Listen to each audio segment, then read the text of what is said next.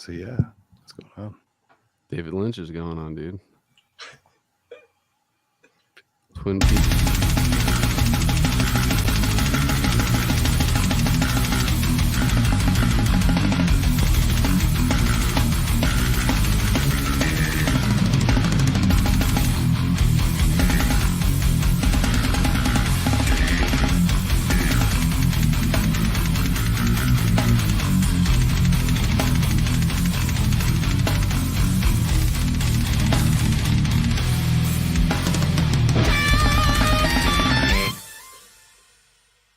What's going on, everybody? Cali Death Podcast back once again, episode 174. I am your host, Anthony Trapani. As always, I got some resident homies. I got the full bunch with me tonight. I'm very excited about that. Casey Howard, Joseph K, Joel Horner hanging out with me. What up, y'all? Yo. Cheers. And I didn't even, with all the talk that we had, by the way, I loved our pre-pod, by the way. I'm not going to go into it again, but I just loved how we were just vibing. I didn't even ask how to pronounce it. Is it Arioch? Arioch? How do I say it? You got it the first time. That was it. Arioch. Yeah. What's the, by the way, I got Tim and Elijah and side hangout homie Max up in the situation, Max Anomalous. So we got like multiple weaved layers here, but I love it, dude. Finally got Tim on the podcast too. I'm really stoked about that. Had the Ontogeny boys on many times, but have not had Tim on yet. Pleasure. Yeah, dude. Somebody's getting jacked right now. What the, where's Oh, I think it's probably me. I'm in Oakland, so. Shout out Oaktown. Oh. Nate in the chat, dude. Get your computer set up, dude. I'll send you the link, Nate. You can pop on too. I was just saying pre-pod. Where are you, dude? I would fill it in. We'd have 4 and 4 on the screen then. So yeah, dude. Give us a solid 8. Eight's my favorite number, and also David Lynch's. But I can send it to Nate. Just from the top, Anomalous, fucking one of the best bands. Cognitive Dissonance, re-released, sounds great. Hung out with Nate when he came to see my band, The Last of Lucy, in San Francisco a couple weeks ago, and it was really fun having Nate around to hang out with that night. And we went out and got Japanese crepes, and it was super fun. Japanese crepes? What's that all about, real quick? It's like a dessert crepe. It had ice cream and whipped cream and custard on top. It was super good. Nice. Yeah, Nate was just like, "You've never had one, dude? We're going." And I'm like, "Okay, let's do it." So hop on here, dude. Yeah, I'll send you the link right now. I'll get it. You got it? You already sent it to him? All right. Let's do some plugs real quick. Shit. Battleforge. Oh, shit. You guys are... That's why maybe I should send it. See, okay, there you go. Battleforgecoffee.com. Saw a little quick commercial with our death metal dad, Mike Hamilton, pouring himself a nice cup, getting ready for the day. I love those guys. Love the brand. Love the coffee. It's somewhere where I really truly would not be saying this if I didn't like the coffee, because I'm a coffee guy and they definitely do it right. So battleforgecoffee.com is where it is at. Generatorrehearsalstudios.com in Oceanside, California. Always plugging them up top too, because we want you to go get creative in that space. If you're in the SoCal area, you might run into some homies, some resident homies. CaliDeathPodcast.BigCartel.com. We allegedly sold t-shirts there. Sold teachers. No, we just sell them. Yeah, I don't want to say allegedly, like they're not going to show up if we buy them. Like, no. We have a 100% delivery rate. That's, yeah, no. That was a joke for the boys from the pre-pod. Man, I'm already fucking up on words. Go buy a shirt, guys. That's the only way you can give us a little cash to put into more merch. If you guys want to see some more designs and shit, that's how we're gonna do it, is take that money and put it right back in. All right. And what else did? shout out, yeah, hell yeah, IRS. What's up?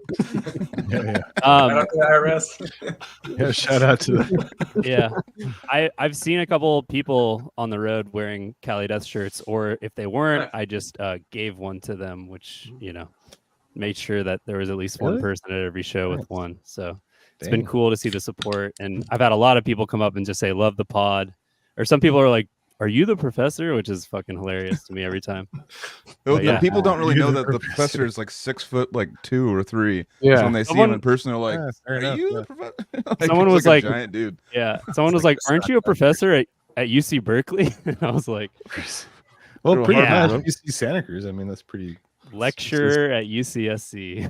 Just as sick. For the record. The But first shout time I out. met the professor in person, I gave him a hug and I did feel like a child.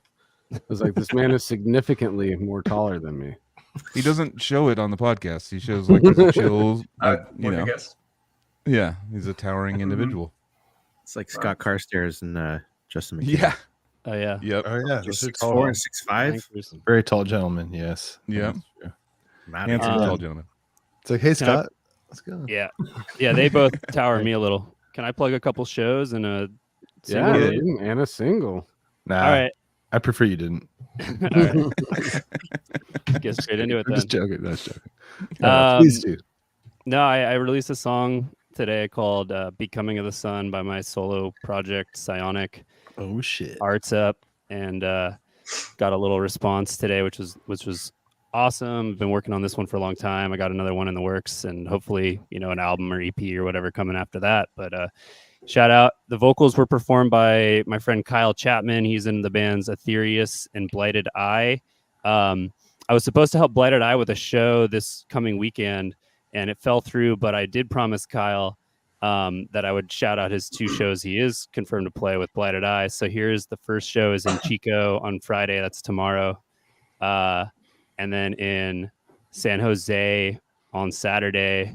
And Blighted Eye are like very sick, kind of like Death, Opeth, Death Doom, kind of like Opeth, Catatonia type stuff from Seattle. And then shout out Mike Clayton, who reached out. He just wanted to have his flyer up here. So he's putting on a fest out in, I think, Apple Valley next month. Next month. Nice. Stages of Decomposition headlining. It's Trading Pieces Presents. I think Trading Pieces is the production company. So this is his first show. It looks super stacked. So if you're out there in kind of the desert side of SoCal. Beautiful area. There's some beautiful spots around there, right? Or Apple Valley. I'm thinking Apple Hill. Never mind. Anyways. Apple Valley is kind of like Apple Hill. Lancaster kind of like- area. So Yeah, my friend lives okay. out there actually. That's like east of LA, right? Like yeah, but thanks for reaching out. I'm happy to, always throw a show up here if anyone wants to just send us a flyer to promote. Easy for us to do. So Psionic, spell it for the listeners. PSIONIC. Boom. And what it's does that mean? like psionic abilities, I don't actually. researched by like should. it's like some 60s 70s CIA kind of like Stranger Things 11 in the lab kind of Oh, Mm. cool. yeah. Damn. But I actually Yeah. picked it up from this game StarCraft because they had the Protoss and they have the Archons who have an ability called Psionic Storm, and I was like, Oh. that's sick. Archons. So I've had the name in my head for like since like I was a teenager, young kid. That's rad. That's I your miss Twitch. your StarCraft personal is like, Twitch. yes, StarCraft is legit, dude. That was like the first game I became obsessed with as a kid. There's like still like gnarly competitive tournaments for that where it's like you're famous if you win kind of thing. Yep. It's crazy. It's super. Yeah, I was a hard. People are StarCraft kid insane for at a it. little while. That was when I Yeah. like got into programming a little bit, like built a couple custom maps for BattleNet and stuff. Nerding Oh, out. nice. Yeah. Fuck yeah. Is it So- out on YouTube? The song is not out yet on YouTube because my wife is making a music video for me, and I'm gonna put it out with the video on YouTube pretty soon. Because I was going to put Hopefully- it on my stream tonight, but is it out anywhere? It's on Bandcamp. Bandcamp. I can also just send you the WAV file if you Yes, want it. please, please. All right, I'll work on that right now, and I'll shut up. Shout out to your wife for Yeah. being your producer or like producing a music video for you. That's crazy. Yeah, she's made a couple AI videos for like unlicensed music, and she wants to do it. She also made the image on this album art, I did pay an artist for the logo, but I was looking at, I have some really cool like real art that I wanted to buy. I couldn't hear back from the artist, and there was a couple other people who quoted me a little high for a single release for my very first single. I'm like, I already spent a lot of money on the logo and other stuff, so I went AI art, and I promised to be putting out real art for commercial like. Well, that's CDs. definitely Fuck all that, dude. Do what you want. yeah. It's what I was gonna say. It's a hot topic, and I just think that anybody putting something out, you do what you want with it. If you're gonna use AI, use AI. If you're not, you're not. Why is it such a? In 10 years, everyone's gonna be. I mean, I really like it or not. I hope not. Yeah, It's already here. I know, Yeah, but it's It's or a not tool. like it's a tool. Yeah, but I'm just saying, everything is a tool. You know, Photoshop's a Right. tool, right? Photoshop's AI, Right, right? exactly. Like, you know, so I understand that. Yeah, exactly what Nate's saying. It's right. We are doomed. I understand the like Yeah, taking it way Skynet, too girl, far. Skynet's just a tool, Yeah, dude. I know, Skynet, I know. dude. Miles Dyson is just I he's a good understand. guy. I don't, I use it just for want it to closure. be just yeah. But like we can use things. It doesn't have to all be bad. Yeah. I'm just looking at it it will like be, That's true. but it's not right now. yeah. Well, she made a sick ass art for me that I couldn't beat. I was like looking at these art designs that were like 75, 150 bucks. I'm like, none of these are that good. And then the good ones were like 300, 400 bucks. I'm like, I want to get there someday, but can't really do it yet. Can't justify that quite yet because I'm, working whatever. So, but hey, Anima Designs or Amina, I forget. Hit me back, dude. I've been trying to get you on like 3 platforms. I really like your art. I want to buy a piece from you and license it. So, Is it Enema Just hit me up. Designs? Amina or Anima, I forget. Anima? He's out in like Peru or Anima? Chile or something. Yeah. I wish. Anima. It's like butthole cleaning designs. All right. Anyways, Yo. All right. Let's Arioch, let's do some. Are we done with plugs on our side? Can we plug Arioch?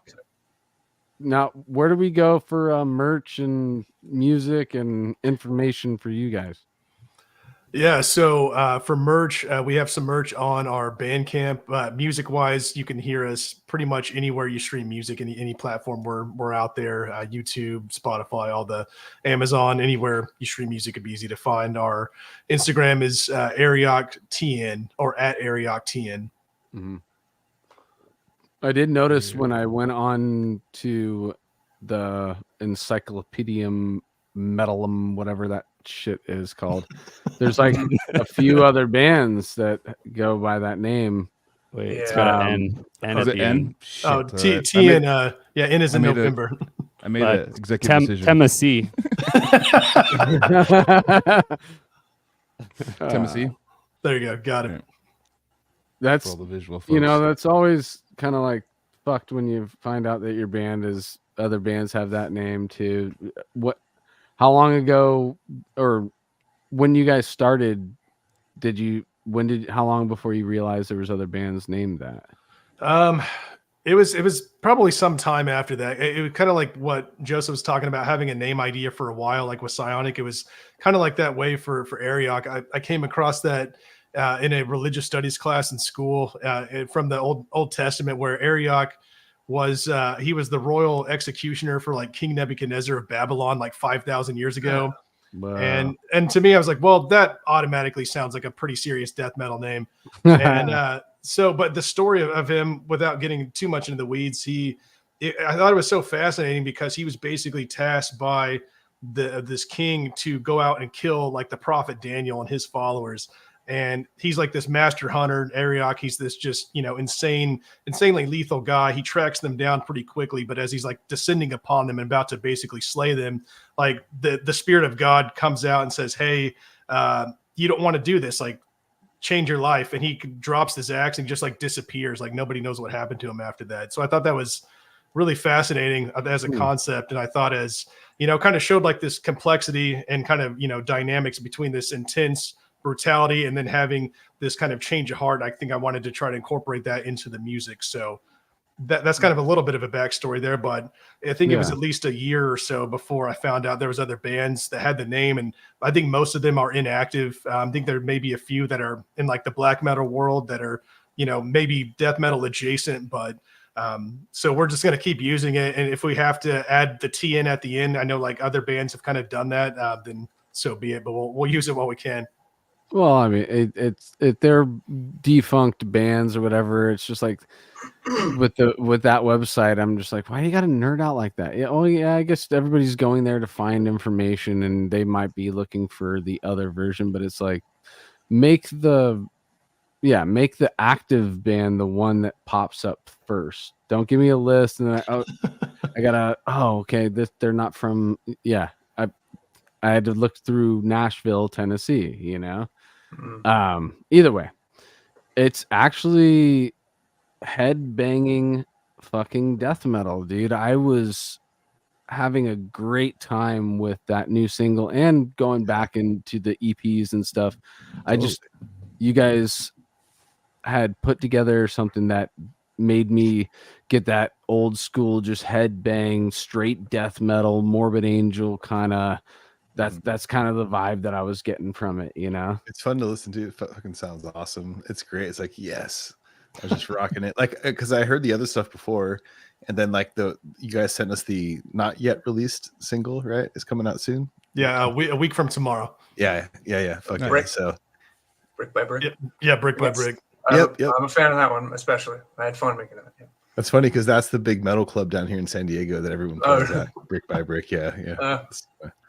But anyways, but yeah, you guys are awesome. And so like I think just before we get into all the deets, like it'd be cool to just tell everybody this whole project and how Hannes is on it, right? And all that cool stuff, and the drumming's sick as fuck. And so just tell us.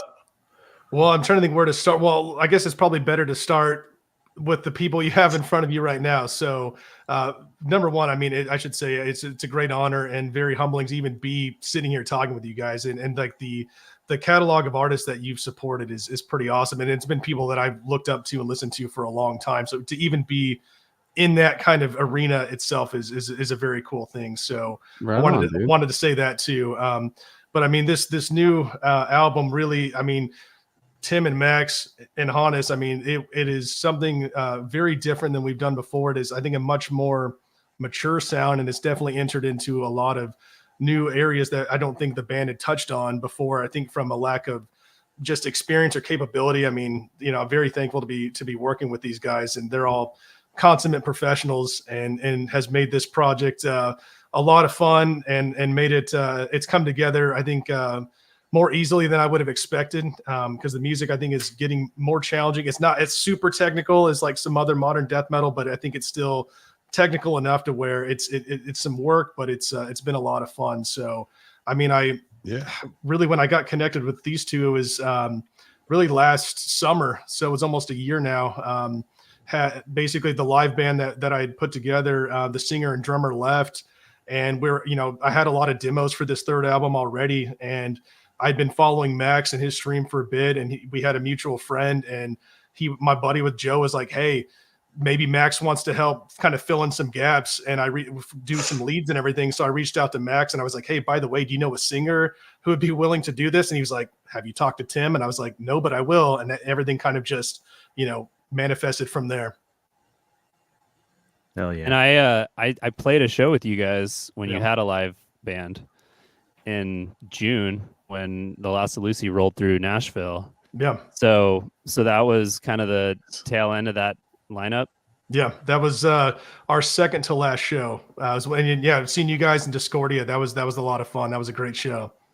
Okay. I didn't realize that it had taken off in this direction, and except I think I heard whispers at one point, but that's cool. I mean, I remember you guys were fun to see live, and that was a great show where a bunch of cool like artisan era people came out and stuff. So yeah. Was it Cheney and Naveen were there. I mean, there was a bunch of people came out, and that bar doesn't exist anymore. It got basically bought out, and it's being torn down. It was like this small kind of dive bar right by downtown called Twin Kegs 2, and Yeah, it is. It is now defunct. So I think that was one of the last kind of few shows they had there. So kind of went on a high note.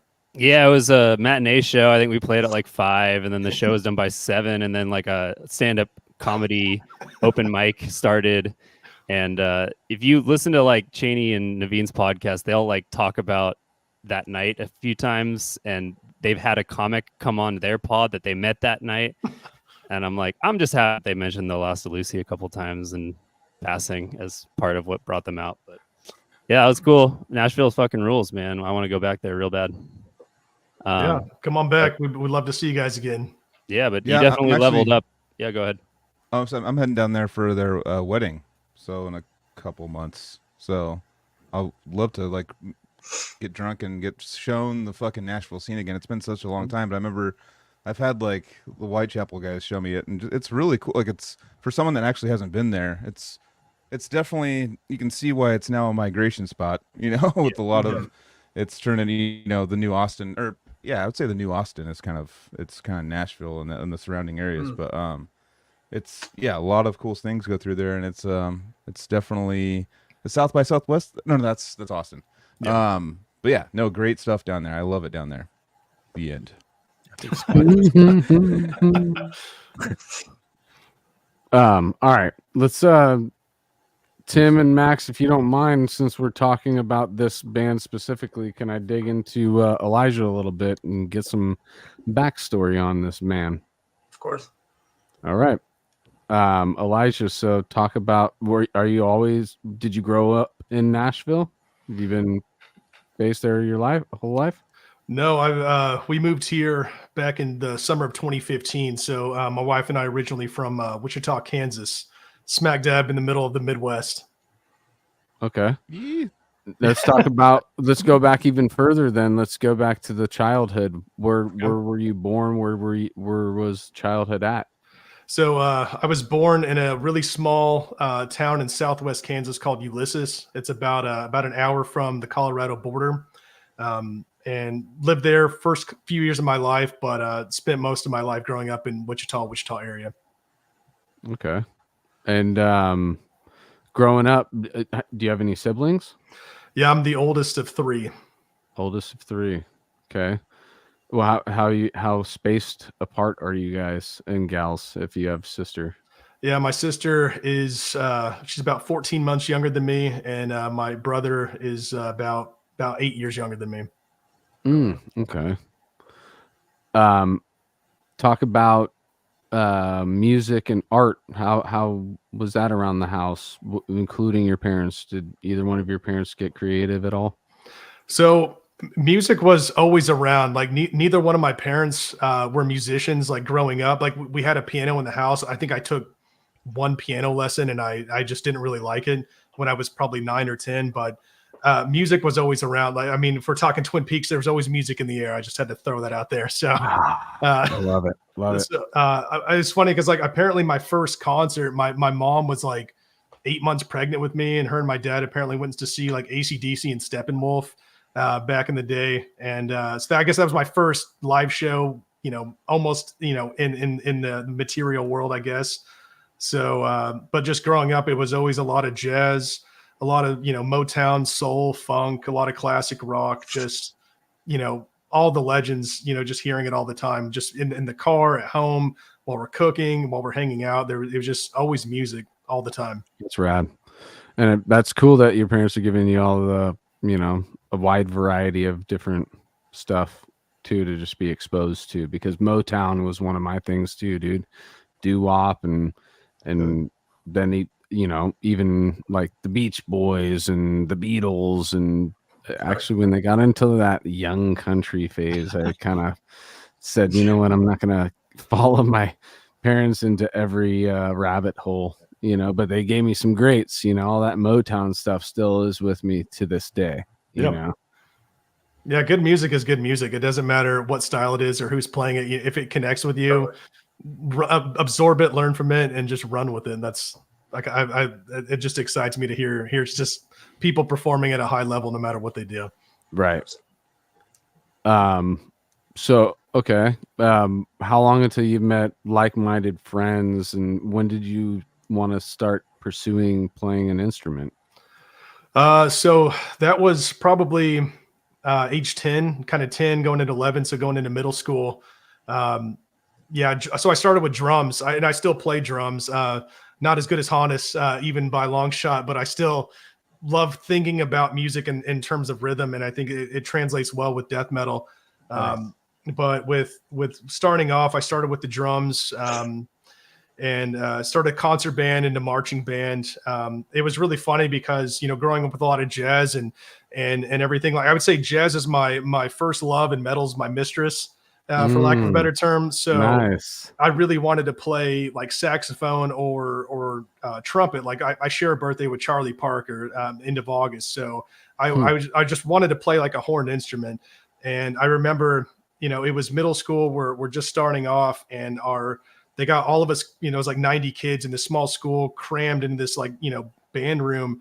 And our band teacher, he looked like the tall man from Phantasm. He was this very intimidating guy, and he's very scary, and he was very stern, and he had us take like this, a pretty basic kind of like music theory test to really, we watched a video, we had like a written test to kind of show like, interval training and things like that. And I don't think I paid attention to the video. I was just like screwing around with my friends in the back. And so I remember like a couple of days passed, and he calls us into his office, like one at a time, to kind of show us the results and kind of dictate what we were going to play. So my turn comes in, and I like go into his office, and he's like, sit down. He's like, very stern. And he's like, looks at me, and he looks at my results, and he looks at me again. He's like, you're a drummer. And so that kind of stuck with me. So that's how I started playing drums. And from there, I think just kind of meeting other buddies who played and who started playing guitar, and just started, playing around with punk and easy stuff to play, and kind of just built it from there. I got a funny comment about music theory and stuff in Tesson. One time I was in a class, and the teacher called out some, question about whatever. And it's like, blah, blah, blah. And I was like, and I answered, and he was like, not bad for a drummer. I was like, okay, what does that mean? Like, so that's what I'm saying. So what about the test tells Elijah that he's a drummer? I don't get it. I have no idea. I'm probably just bad at it, I'm guessing. So I'm like, there, he's like, well, maybe his rhythm's okay and he can handle it. I don't know.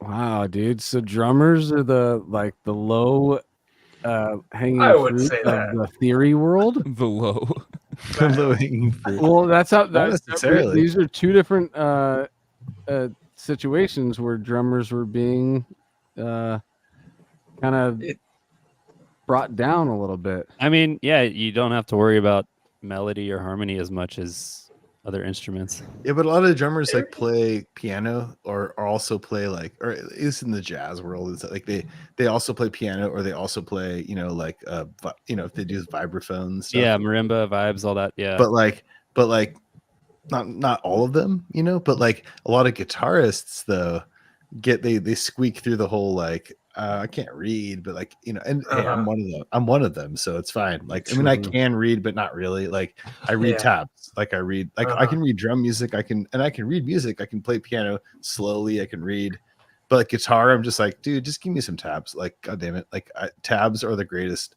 And I can follow chord symbols. I can play chords, and I can do all the stuff. But Max, what do you think about that? Because it's like just in playing single notes and melodies and things like that. It's like tabs are such a great. They're perfect, man. Tabs are a great system. Like, unfortunately, I don't know how to read tabs. So really, what? Not even tabs? You're an animal, dude. I don't use them. But here's the funny thing, not to go into like my history, because I've been on the show 3 or 4 times already. But yeah, we're already tired of it, dude. Just like I started with saxophone and sheet music. And I played cello in middle school, so I already learned how to sight read 2 different clefs. But the minute I got good at guitar, I just felt so cool that I was just like forgot it all and just became a stereotypical guitar player. It's like you pick up a guitar and you're just dumber, but you're cooler. But so you're the wrong guy to ask. Basically, that means basically, yeah.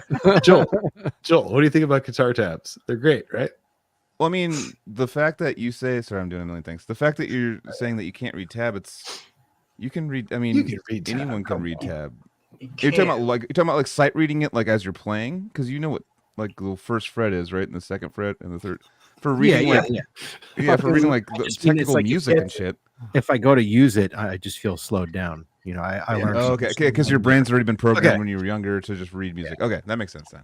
You know, and I love that. It's fucking really interesting and really Tabs cool. are awesome. So you're the wrong guy to ask. What my so my question is, okay, here's an example: Spastic Ink guitar tabs. Okay, so like Incomplete first album, like Ron has put those tabs out, and they have every single measure is perfectly dilated, like to the that's a word I just interjected, but yeah, all the chords, all the symbols, everything. Like, yeah, everything's perfect. Like all this is a fucking F#9 over blah blah blah whatever. It's like every single like bass note is added with a slash. I mean, it's like perfect coding for but it's tabs like. And like, right. and I know, like, I like my friend, or I used to work with him, and he had a teacher at Berkeley that like put out a like jazz guitar book, and Hal Leonard like wouldn't release it without tabs. They're like, it's not going to sell, you have to have the tabs there. And he's like, well, okay, fine. It's just the same book, but added with the tabs underneath. So like, but I just feel like you have these insane harmony structures, like chord changes, like bass notes underneath, like all that information's there. But the information being processed is like, oh, here's the notes, but below there's the tabs. Like, is that really so bad? I don't know. I don't know anyone that's like condescending about guitar tab, but these days, I think it's I'm sure there's a small percentage of dudes who read or like, except Max. Now other people have access. They shouldn't have access. They cheated their way in. But it's all about just the physical play. You're physically making sound. Here's a simpler way to show you how to physically make these sounds. Everybody learns differently, so use the tool that helps you accomplish what you want to do. It's definitely guitar based or fretted instrument based. Yeah, I don't think it would help you read sight read music. Or how would I say this? Like, you're not going to just know how to sight read notes on the staff by playing tabs, but you're going to be closer. So yeah, there's nothing wrong with that. Positioning too with guitar too, right? Like your position on the guitar and where you're supposed to be, rather than just the notes. Yeah, it's like it's like they tell you like where you're like exactly like rather than like just knowing the notes. Yeah, go ahead. It won't replace an actual teacher, and I'd say the ultimate way to learn guitar is like a mentorship. Like one-on-one, somebody's like directly. That's my experience, and honestly, it was Max. Max was my mentor, and I don't think like a sheet of paper of any kind can replace that. Like giving you different techniques to practice every day, 100%. Giving you like a specific routine and like pointing out your weaknesses, because it's very easy to miss those on your own. Like you need somebody who's constantly like making you self-aware that you suck, and that's Max does that to this day just by playing. So yeah, but a lot of you who know about Anomalous and Ontogeny hear Tim just on vocals, but you were very much a part of the writing process from a guitar player standpoint. Absolutely. Tim's a shredder. I mean, I wouldn't say I'm on quite the level of Nate and Max these days, but we definitely co-wrote everything. The EP was all me and Max, but Omnivalent was me, Nate, and Max, pretty much 3 ways. Like we each have our own set of ideas that have a place on there, and that I would still love to do a deep dive episode where we figure out which riff is each person's. I think that was Joseph's idea. I'm down. Nate is down. He told me that. Yeah, I'm gonna do that with you guys. Many times I've been told people's favorite riff on the Omnivalent album is a Nate riff. Probably. Nice. This is a little left field, but do you guys, any of you, keep in touch with Lord Marco at all? Every once in a while. He'll send me a text when he gets when he releases something new on YouTube or the Lord. Yeah. I played a show with him in New Jersey a couple weeks ago, and he was playing for Waking the Cadaver. Oh, so and he hit me up before the show and asked if he could borrow my cymbal, snare, and pedals. I'm like, dude, going on another person's pedals is pretty wild. But of course, yeah, use it all, and triggers and everything. So I was kind of his tech, and it's Awakening the Cadaver. So it wasn't like, you know, the Lord Marco style that you want to really study. He killed it, but it was cool getting to fucking hang out with him and then chill the next day and grab a beer and stuff. So yeah, Awakening the Cadaver is like the slammy kind of gangster type shit, right? It's Shredded Wheat, dude. They played Shredded Wheat. I don't even know the real name of the song. It's like Chased Through the Woods by a Rapist or whatever that song is. Yeah. But it's a fucking MySpace banger, classic song, and they played it, and I was like, yo. So it's fun. It's like the next generation Soils of Fate or something. You know? Yeah. Yeah. Yeah, dude, they're cool. I mean, they're a good band. And Marco, I want to see him play some crazy shit someday, but it was still cool to see him play that. I didn't even know he's still playing. I didn't know he was still playing out and doing all that. I haven't seen him. Last I heard, he was still playing with 6 Feet Under, I thought. But maybe that's that's old news. Okay. Yeah. I guess I and haven't worked at Trader Joe's. Worked at Trader Joe's and played for 6 Feet. Those are the two things I knew about Marco. I think awesome. Yeah. He lives in the PNW now, I believe. So he used to be in Bay Area forever.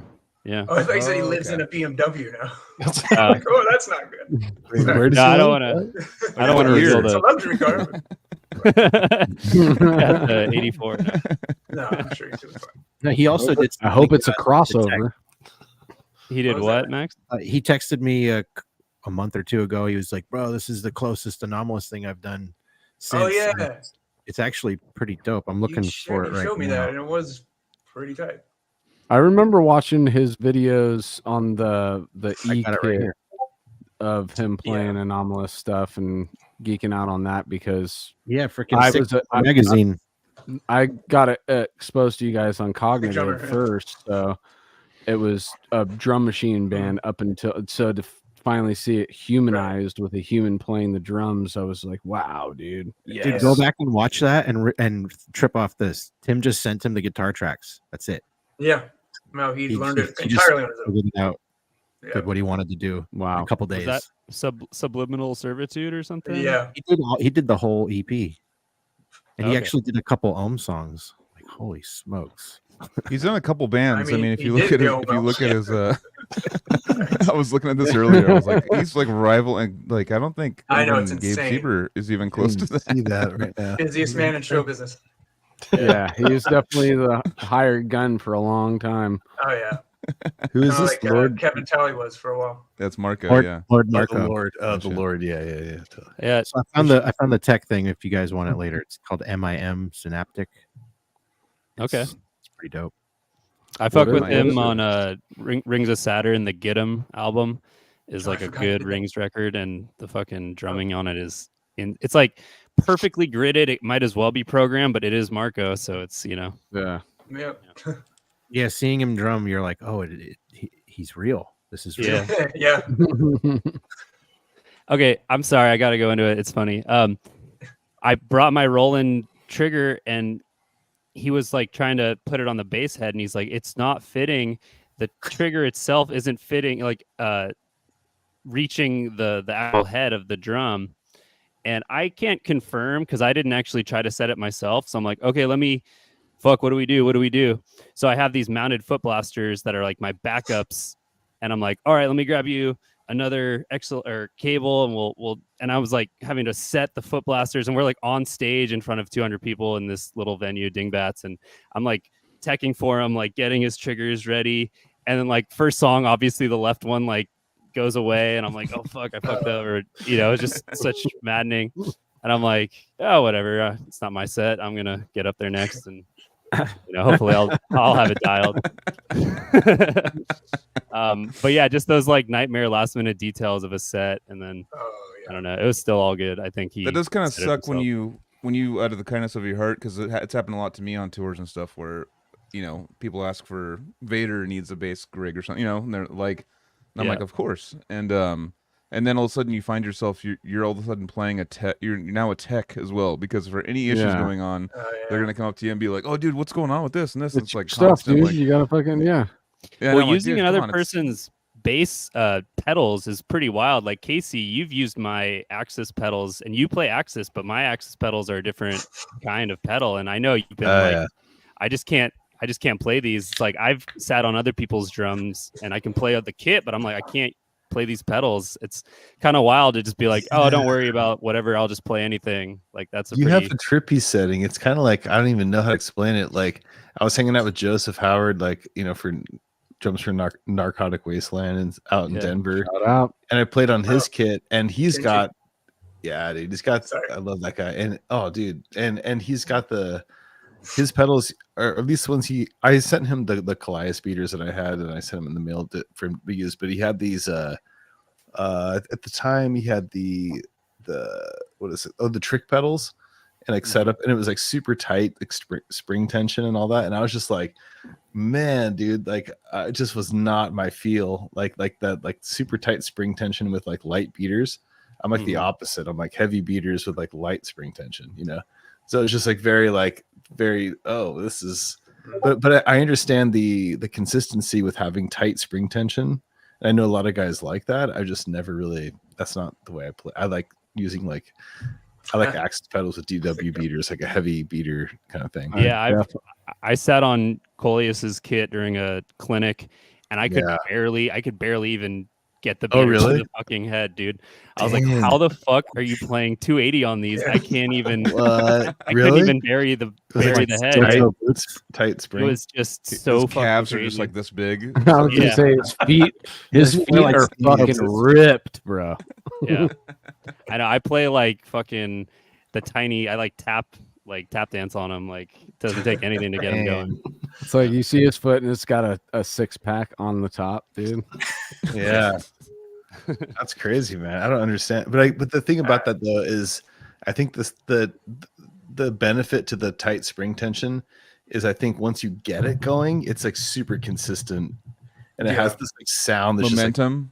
Maybe? Yeah, is there momentum behind it? Helicopter. Like once you get it going, if you can hang with that tension, and even watching Joseph or Joe, whatever, like doing his stuff, dude, I was just like, once he got it going, I was like, oh damn, dude, like he's like swiveling and just all. Dude, shout out Jordan Varela too. That guy can play solid double bass for minutes upon minutes, dude. I had a nice conversation with him on Friday, and that dude just flies, dude. And I guess that's literally what it is getting in the groove and just staying in the groove as long as you can. Yep. I'll never understand. And however you can, your spring tension is the main thing, it sounds like. Gotta groove it out, dude. Spring tension, beater head, beater angle is a lot of stuff to fuck with, but I mean, with drums, it's obviously different, but I remember, one thing that Matt Sotelo always tripped me out with, I talked about it on the podcast before, but like, he was basically like, it doesn't matter what pick I have. Like, I just should be able to play everything with the floppiest or the hardest. And I was like, no, that's to me, no way. That's such a big difference. Like, and he's like, no, I don't care. He'll like get the floppiest of the floppy, like the fucking strumming, fucking, I was trying to think, wish you were here, Anthony chords. Yeah. And then my chords, dude. And then we'll fucking play like Antime Begins with the floppy pick, and then we'll take like a hard pick and then play the same thing. And I'm like, he's all that was like his whole thing always was like, it shouldn't matter. Whatever pick I get, I should be able to play with it. And I was like, well, not me, but good for you, dude. Yeah, that's like I've never heard that.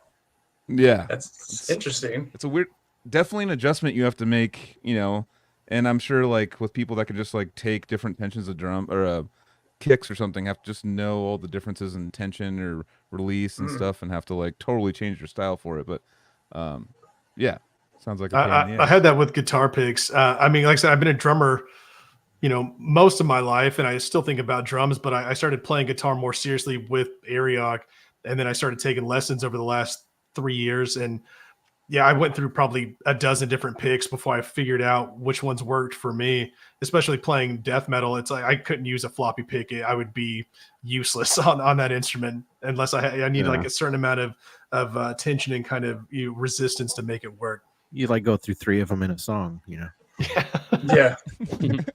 So just to get it back on you, Elijah, because you were just saying that you played drums for the longest time. So when did you talk about getting the first kit or first instrument in general. If it wasn't drums, what you said piano was around the house, but an instrument that your parents took you out to go purchase or they got it for you. We love those stories, dude. We've gotten some cool first instrument stories. So what's yours? So it was actually guitar. It was this little like Epiphone Strat, just real basic. And I got that in just like a little like 30-watt PV amp. And I bought it from, it was like a high school kid. I was in middle school. It was like one of my friends, one of her older brothers just had this extra gear. And he, I wanted to learn how to play guitar. So, I think we paid like $70, $75 for both. And nice. And I just, that was the first instrument. So I learned playing guitar just from friends who, were a lot better than I was when I was, a teenager. And I just basically learned power chords and palm muting, just very basic stuff to where I could play, Deftones or Rage Against the Machine songs. I think we're all probably around the same age group. So it's like, when were you born? What year? I was at 84. So, oh yeah, I'm the same age as you. Yeah. So it was like all that stuff, I learned how to, and, I learned through tabs at that point. Cause what you all talked about earlier, once I started playing drums, I could read rhythm on the staff, but I couldn't read notes. But tabs became kind of my go-to and printing them off in those days. So yeah, just guitar was really where it started. What? Okay. So that was the first instrument, I should say. Let's just hit rewind just a little bit because I want to know what made you want to buy the guitar. What were you listening to? Your discovery of rock, all that kind of stuff. Because you're saying jazz was and Motown and all that stuff was prominent in the house. But when did you discover rock and metal? So earliest memories of that would be, since again, we're all, MTV, VH1 kind of generation where that was on a lot. I remember all the Van Halen and all the hair metal bands and being big fans of that. I mean, I still like all that stuff. Some of it's, I think stood the test of time better than others, but it's still, fun to listen to. Yes. Yeah. So I think it was really, it's probably, when I started to first really hear heavy stuff was probably Metallica. I think like most of us in that age group, hearing And Justice for All, hearing the Black Album, and then into kind of hearing like Korn and that stuff. So I think, around that time it was a lot of that. And then, like Weezer, Helmet, kind of that stuff as well. I was listening to a lot of, so that was really what prompted me to kind of it's like, well, I could probably learn how to play those songs. And I had some buddies who were figuring them out and who were starting to get kind of tab books or finding out, they're writing tabs out. Some of their older brothers were, more skilled musicians, so they could kind of notate it out and kind of help us figure it out. And just it just seemed like, playing in a band was something cool and it was something fun.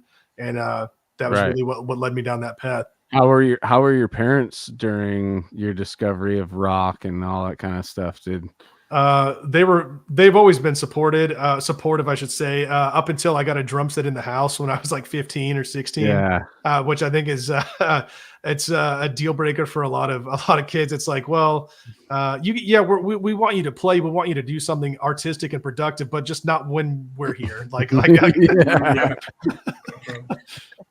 Right, dude.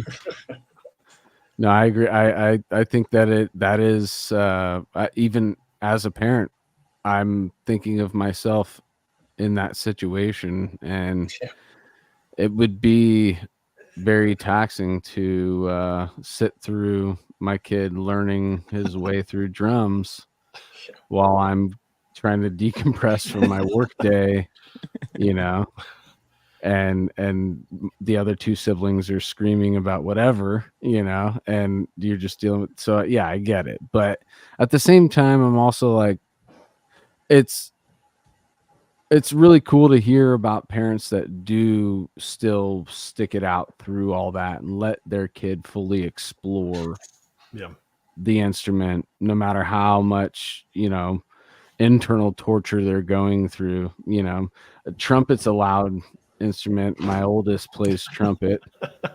That one was kind of tough when he was learning, but but put him on the other side of the house, dude, and try and Well, I think that's what it was. It was like a matter of like on the weekends, like if they go to, they're running errands, I'm like, I'm going to stay home. I don't care if we're going to the mall or seeing a movie that I probably want to see, because I know that's going to be like 2 to 4 hours that I could just, basically have at it. So that was really my big windows of opportunity. Or when, because of where my birthday fell, like a lot of my friends were a little bit older than me, and so they were getting their driver's licenses first. So once they started driving and we started to have get together, it was like, okay, we would go over to somebody else's house, or maybe their parents were out of town, or we would go to like the school, because we had like a cool band teacher who just like let us like basically give us the keys, and we could go let ourselves in the band room and just set up in there and not bother anybody. We could play as loud as we wanted to. So we kind of were like just nomads, and just found out where we could play and just made it work with what we got. Yeah, dude. And that's super cool, because your parents are probably secretly just like, all right, he's safe, that type of thing. Like, he's not out doing stupid shit. He's just finding a space to get loud and creative, and if it works out to be something that's rad, Oh, well, I mean, we were still doing plenty of stupid things for sure. The music was just, I think probably the bigger focus, and the stupidity was still present around it. So it's like we were trying to do cocaine, or I'm sorry, heroin, like Kurt Cobain, so we could make good music. But I mean, like, at least we were safe. Gotta find inspiration somewhere. I know, right? It's worked for a lot of people, I guess. Good. Until it didn't. All right, so now I'm just thinking about my kids starting to do heroin. Thanks, Julie. Oh, great. Well, at least if they do heroin in my house, at least if they do heroin. That's not a statement you should ever say, dude. Always a great sentence. No, very dude, open to they're them in my doing garage. heroin. They're fine, dude. All right. My kids aren't going to be heroin addicts, I don't think. I think I'm teaching them right. Yeah, you are. Those are good kids. Doing a good job. All right. So Elijah, with the Playing with Humans, we like that too. So when did that get serious? And so and everybody who listens to the show is gonna be like, I knew this was coming. Dude was born in 1984. Either Anthony or Joel is going to ask this question. What did nu metal do for you in your adolescence? I mean, I think like most of us, it was a big leap forward, and it was definitely had a pretty prominent place in my life during those years. I think it was unavoidable. If you liked heavy music, it was a way. It was starting to get a lot of more mainstream attention, and going to see like Ozfest '99 and 2000. I mean, those were just awesome tours, and getting to see bands that I still listen to today that were on there was just and just think again, the different era, different times where the concert was in like Kansas City. So my buddies and I, like, we would just like either an older sister would drive us, or we would just drive up ourselves, and our parents were like, okay, we'll see you when you get back. I'd stay with like some, had an aunt and uncle that lived in the Kansas City area. We just camp out in their living room for a night, and then we drive back, and we survived. So we had nu metal was, it was fun for the time. Totally, dude. I mean, a lot in common. I mean, it is. Look at my hat, Yeah, very nice. Yeah. And nu metal. And nu metal. This and nu metal. So many different people had their stepping stones into metal, and that was ours, dude. And I'll always look back on it as something very important in my life, and all the stuff that still rings true with me is still with me today. A lot of the stuff I've gone back to listen to and be like, you fucking listened to, you bought that record, dude? Yeah. Like fucking Primer 55 or something. I was just thinking that that was one of the band names I was thinking of. Like, some definitely aged better than others, I think. Yeah. There was some Power Man 5000, dude. Oh, dude, that was Rob Zombie's brother, dude. Yeah, that's Rob Zombie's brother. Care. That's probably why I bought it, but still, I liked it. I liked their first album. I mean, when I was a kid, I liked it. I don't know what it sounds like now. I haven't done that. I haven't done that deep dive again. But shout out Ty Oliver, who did a bunch of solos for Decrepit Birth. He was in Power Man 5000 for like 6 years. Shout out, dude. There you go. Shitting on the band, dude. Shout out, Ty. Sorry, dude. My opinions are strong right now, but I love you. No, it really is. But that's just how things are, dude. You know, you're gonna really things get filtered out as you grow as a human, dude, and the things that really are meant to be there are still there, and yeah. I think if you're 84 though, 84, like if you're around 84, 85, 83, or maybe 83 might be cutting it close, but 84, 85, 86, if you're born in that time, then like it feels like because the trajectory of people before 84, 85, 86 were kind of like they went through the punk route and then they found metal and crust and they went that way. But everyone you have a couple 82s right here. yeah, 82. I know. So actually, that's a good question for you, Tim. Did you hit the new metal thing? Did that ever? Absolutely. Oh yeah. Okay. All so the way. My theory's wrong. Yeah, $8 bill, y'all. It just yeah. It is. No, that I'm a little bit not proud of, honestly. But I'll stand by like early Korn. I stand by it for Wes Borland. Wes Borland. I'm like, okay. He was doing like all this crazy tapping shit, and talent, he was doing. Even that first $3 bill, y'all. Okay, all right, maybe I'll even go that far. But beyond that, I'm like, I don't know. Maybe I'm a little ashamed. But yeah. Well, what was happening then? You kind of think about it, is a bunch of these like blips of new versions of music that were trying to get popular, and new metal was one of them, and it was another one of those that burned the candle at both ends type deal, and it burned out as soon as it came in. But we were just in the perfect, existential angst of a male teenager in the mid to late 90s, and then you catch that wave of like, I do want to break stuff. I was listening to I caught the wave before that, which was like industrial rock. Like I like Nine Inch Nails and Marilyn Manson and like anything with samples. I still love that though. I love music that like goes the extra mile and puts all those layers, and I love sound design. I think it's like a separate kind of art form, like definitely. So that's a lasting influence beyond Fear Factory was great. They're a good combo in that way.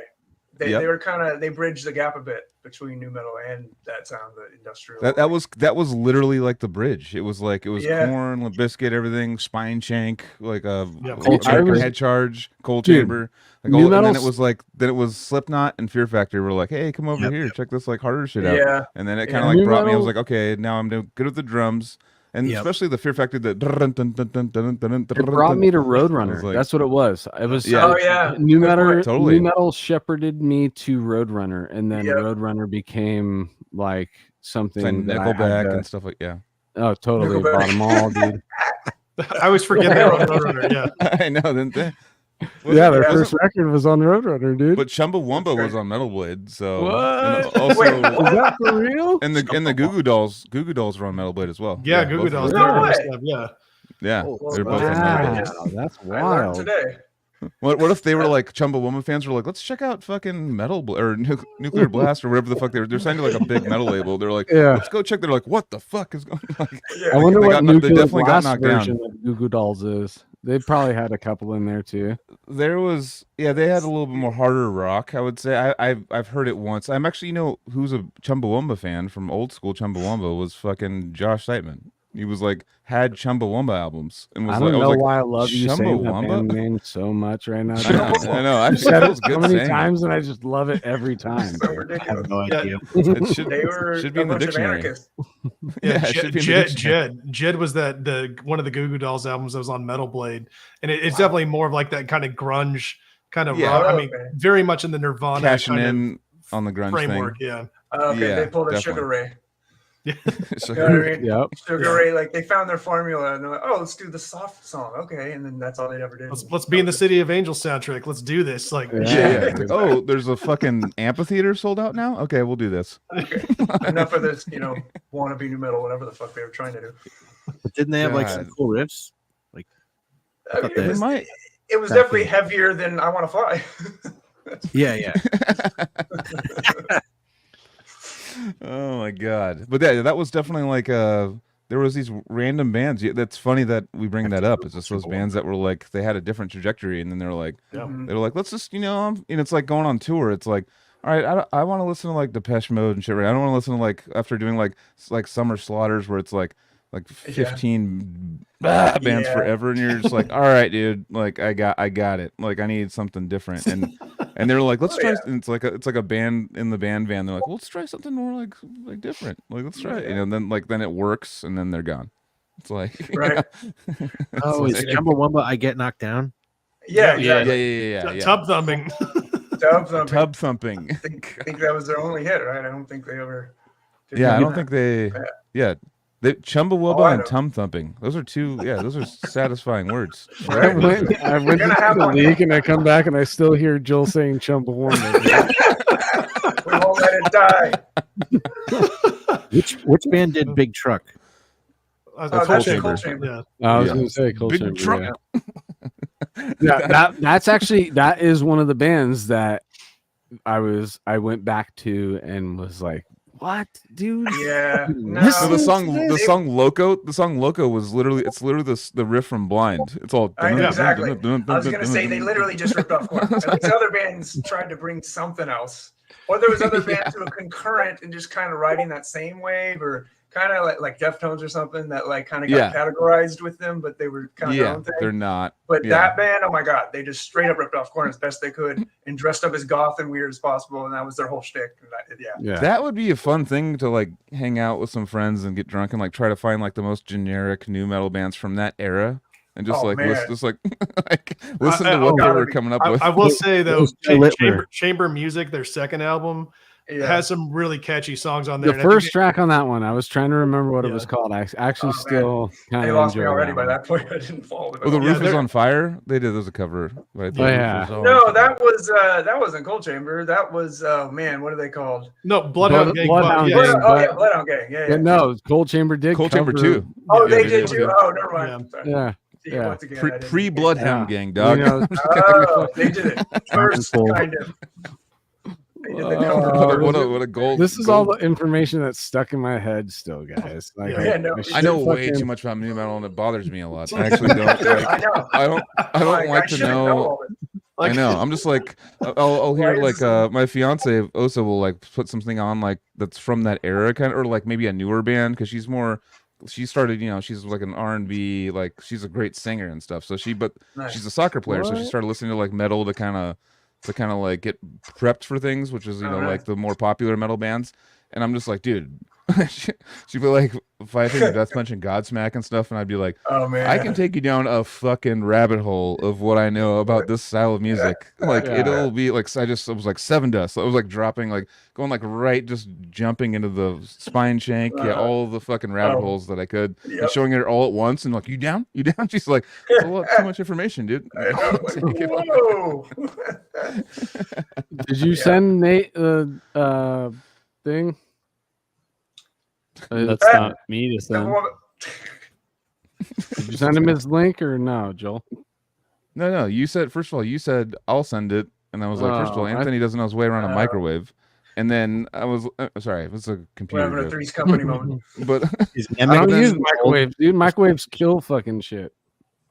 Yeah, like I don't know, they're not good, but then you said that. Then Casey was like, "Okay, well, you're doing it." And then you guys never cleared it up, and I don't think you ever sent it. All right, I'm gonna send it to him right now. I'm sorry. Seven Dust was called Crawl Space.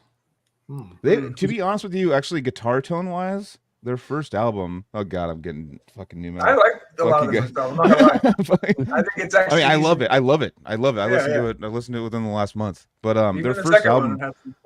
Yeah, me too. Definitely. Yeah. They have a guitar tone because the dude was like best friends with like the guitar player was like best friend or really good friends with Dimebag and a lot of those guys. So they were like those nerds on guitar, but like they got a tone on their first album where like there's a drop and it goes into this riff and it's like I think it's still top 3 most nastiest tones I've ever heard in my life. It's like really tube organic. Fucking that's true. I like that. And they're playing Gibsons, I think, Les Pauls. Yeah. They're playing like little hot rodded Gibsons.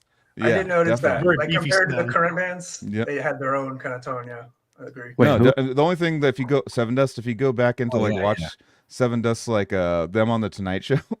I randomly did this dive like maybe a year ago. The bass player though, he's playing a Gibson bass, like a Gibson Les Paul bass, but the strap is like lower than like Nirvana's bass player.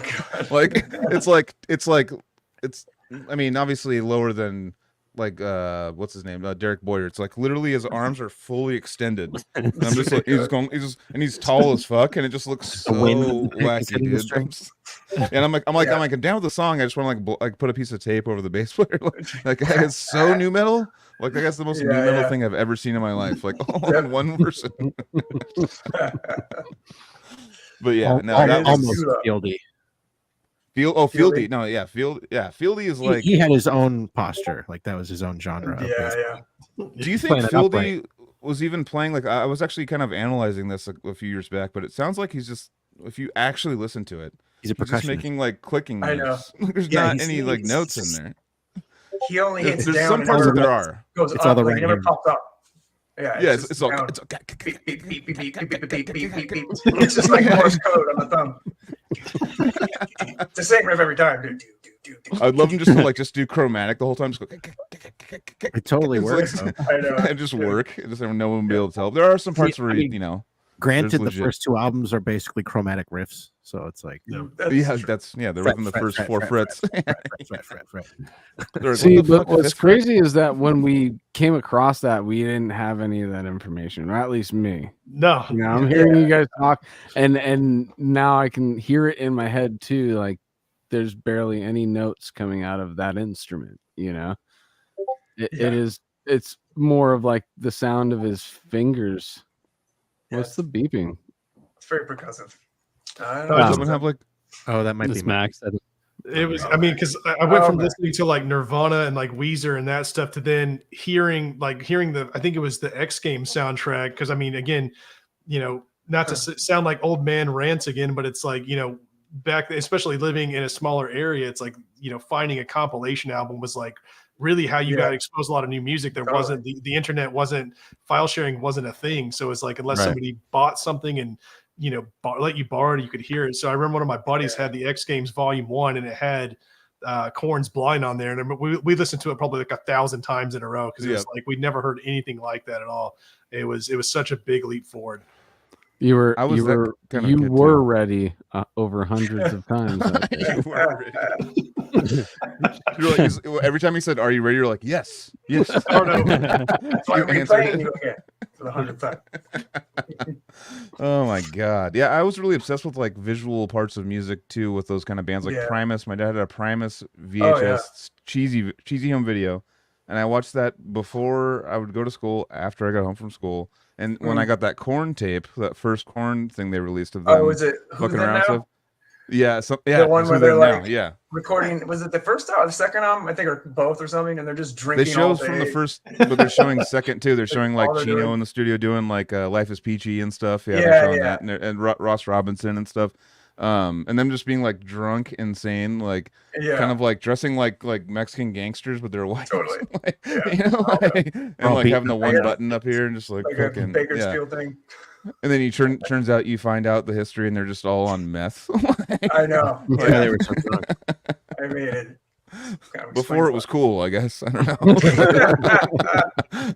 But yeah, no, it's really a trip to I mean, I would love to watch that again. But yeah, I would become like, I have to watch this like it's another day. I have to watch it again. I have to watch it again. Mm-hmm. You know, when you're younger, you burn shit out. You know, it's just like you like something and just listen to something like you said like 1,000 times. Right. But so after new metal, let's jump off before I.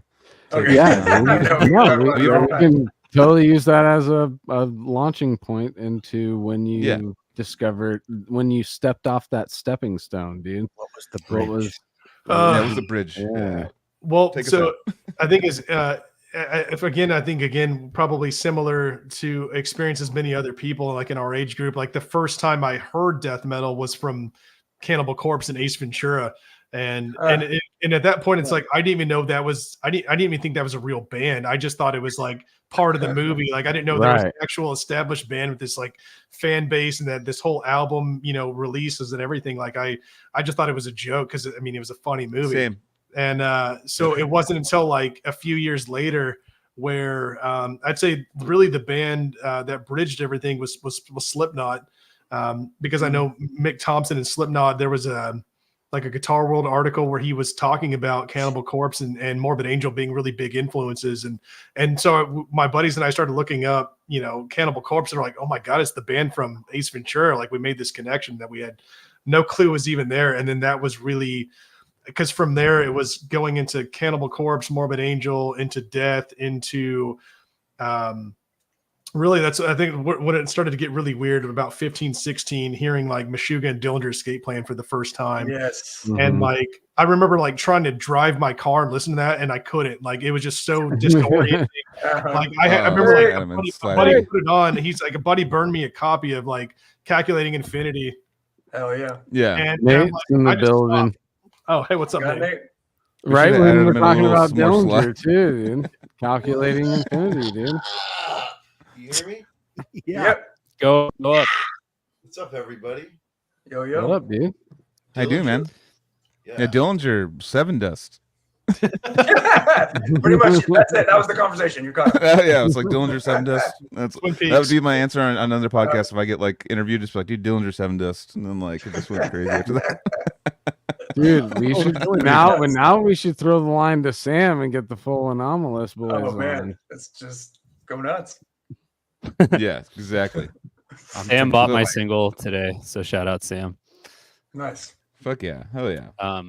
I listened to Queen for the first time on tour. Like, I've like never really listened to them. I've of course like heard a couple songs, and then we woke up, it was Reno, and we had to drive 9 hours and get to Portland. Someone just threw on Korn, and I'm like, oh, this is Korn, huh? Okay.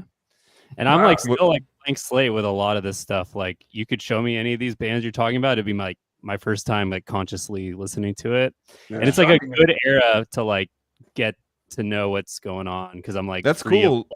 The reverse engineering kind of like starting like and then just going backwards and well, I mean, it depends on what album, because I know that like we'll listen to like the radio like streaming services where they'll play like the new Korn, and I'll be like, all right, what are they doing? And they basically just have a formula completely like dialed in. It's just like, all right, chorus, verse, like they're just completely like trying to cash in now.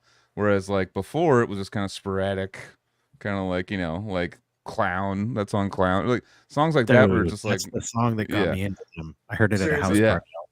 All Still these older dudes than me, they were like, watch this part. Like, that's like, a cool riff still too. That the hi-hat after like the first riff, when it gets quiet and it's just the bass and the drums. It's incredibly heavy. And he's playing one of my favorite back then. snare sounds. Oh yeah. Oh yeah. Snare. Dude. That production on that first album is like, for the time, is way light years ahead of like everything, because I think people are still figuring out how to produce like 7-string detune music, like they Ross Robinson, yeah Ross Robinson, the first Korn album and the first Slipknot album, Yep. I mean, they literally went out and bought Steve Vai Universes. That was like the only 7-string that was available. It was like Steve Vai Universes, and they're like, and he was using it for kind of, but I mean, he used it for like Bad Horsey or something, maybe, right? But like, he wasn't like using it in a different way. Wasn't riffing on it. No way. Yeah, exactly. I got to throw in Petrucci, because I feel like he's getting a little lost in all this. He played a 7-string on like Awake, I think, or the Change of Seasons EP 96, or right around the same era. Yep. So interesting. Yeah, post Korn. All right, next. Awake is 94. I don't know. I think it's the same time. Okay. I wonder when that guitar came out. I'm gonna have to look that up, because I might be wrong. Meshuggah they started playing 7-strings, I think, in 94, but they were not known really by anything resembling mainstream. I could be wrong, but I think it's on the first Meshuggah album, which is 1990. I could be wrong. I'm not sure. Oh, were they playing 7-strings on Contradictions Collapse? I thought it was they just weren't using it that way. Huh. I don't know. There's a song where it goes in a lower register. So when did the 7-string come about? I just looked it up. That's a good question. So it's in the United States, the jazz guitarist George Van Epps had a 7-string guitar built from him by Epiphone in the late 1930s. Whoa. And Oh, okay, Gretsch had a well, 7-string in the late 60s and early 70s. It was like jan, And- jan, jan, jan, Yeah, now I want to hear what it sounds like. Well, they probably Yeah. use it for like walking bass lines to kind of, accompany the melody and everything. Yeah, Yeah. like a Charlie. What's that? probably. Charlie Parker. What's that guy that like does the walking bass lines behind the chords? Charlie Hunter. Charlie Hunter. Yeah. Yeah. Maybe they're doing something like that with it, just having like a guy that can kind of do classical guitar and kind of do a bass behind his chords and stuff. But they weren't definitely not doing dun dun dun dun dun dun. Yeah. I will say Soundgarden tuned their guitars down back in the day. That's true. So it wasn't a Yeah. 7-string, but it was the lower register. You know what I mean? They Yeah, have some like exactly. almost proto nothing moments. Yeah. One I Oh, can yeah. think of anyway. On It's Bad to, Motorfinger. Rusty Cage. When Rusty Cage Oh, breaks down, yeah. I'm like, dude, that's like kind of ahead of its time right there. You Yeah, the that- song "Holy Water," Yeah. Oh, I love it. or is it "Rested Me"? I forget the It's name. Holy Water. Holy Water. They had them in like Pearl Jam. Didn't they use like a lot of weird open tunings and stuff? Like I know Pearl Jam for sure did, but I know Soundgarden. Fuck, they were insane. Like I still like still Super one of my favorite Unknown. bands. Super Unknown. Almost every song is a different Oh. tuning. Mailman, that song is super Oh, heavy. yeah. Yeah, that's Yeah. super low. That's a great Yeah. song. And the tuning on 4th of July is like a completely odd, weird tuning. That's Mm. why you try and figure it out by ear, and it's just not happening. It's almost like Mailman, like the melody, I think, has a lot of whole tones. So it's got like a very like King Crimson style kind of Robert Fripp vibe in there. Oh, yeah. Yeah, that's why they use a lot of harmonics, if you think about it too, because you got a weird tuning. And you got these you use the harmonics, and it's this cool like sound that's not happening on a average 6-string. Speaking of King Crimson and Steve Vai, did you see? Yeah, we got Beat tickets. Tour. I got tickets for Me that too. I'm gonna at go, San too. Jose. Oh, yeah. They I've went on never heard sale 80s King yesterday. Crimson with Adrian Belew. So Yeah, Andrew Gotta Blue, do and it. it's got Steve Vai, Danny Carey on drums. Yeah. That's gonna be fucking Tony Levin. interesting. Tony Levin. Tony yeah, Levin, yeah. Yeah, The last time I think saw King so it's Crimson, they had half that 3 lineup. drummers. With the 80s King Yeah, Crimson. I think definitely. Baloo Yeah. lives in I saw Nashville. them for their now. last tour. Oh, Baloo lives in Nashville now. I think he does. Yeah, he's Oh, here wow. a lot. Because I think he's originally from Kentucky, so not I think maybe an hour or two, maybe 2 hours north of here. But yeah, they're playing here like right before, a couple days before Halloween, like right end of October. That's gonna be awesome. That's Nice. gonna be a cool mixture. I'm actually very interested to see what Steve Vai does with Robert Fripp's guitar stuff. Yeah, I mean, I know he's interesting. amazing at guitar, but like Robert Fripp is such a fucking weirdo on guitar. So that you guys are He's making so me want to different. ask a question. There's a question here Sorry. that Or just riffing. no, pun it's all good. The fact that so many of us are into King Crimson. We're all Yeah. of various ages. We've dug deep into the, depths of underground metal music and other versions of underground music.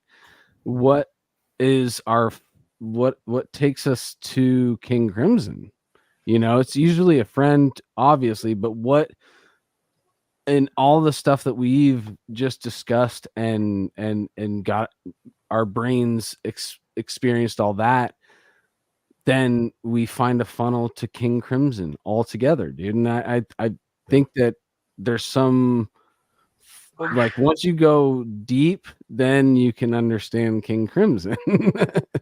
Well, that's a good point. Well, and That's Joel, you not mentioned a before- household name. King Crimson is not. not a It's household name. it's a David Lynch of music, kind of.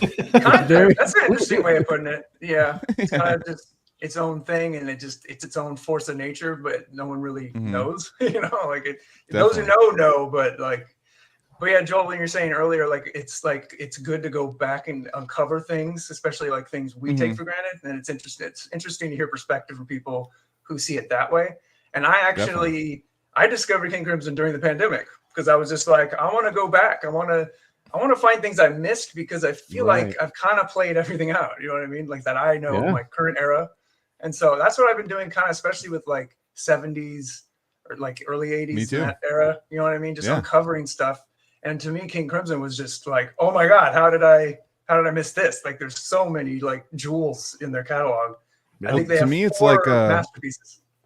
Yeah, I remember I actually did the same thing because everyone always talks about Queensryche Operation Mindcrime. That's like is one of the where Dream Theater took all their influence from, or a lot of influence from, and I went back and listened to that, and I mean, there's some. I actually appreciate it a lot. I was listening to it. I was like, I'm gonna listen to this whole thing. I was like a work day, and I'm like working from home, and I was like, all right, I'm just gonna listen to this because everyone says, like every prog guy that I care about, you know, from the old school days, they're like, oh, this album was like the first one that had a full story, front to back, like a full full on concept, like a Concept. full concept, full concept, and they have like a million songs on that album, and it's sometimes hard. It's one of those bands or one of those things that you just need to like kind of give it a few tries kind of thing. But I was trying because now I always, you know, I'm faced with a lot of times where just since, you know, last 15 years where people show me stuff and I have to act positive. I don't want to like shit on it because I know when people shit on people, someone's showing you something, you shit on it. Unless Anthony shows it, I'll just shit on it for fun. But I'm just kidding. But no, they'll show me stuff and I'll just be like, all right. But I'm always trying to find what style of music it is. If it's country, if it's anything, I'm like, damn, that guitar player is fucking solid. Or that bit, you know, like that they're like holding it down right there. I've like that's like been my thing for a long time now.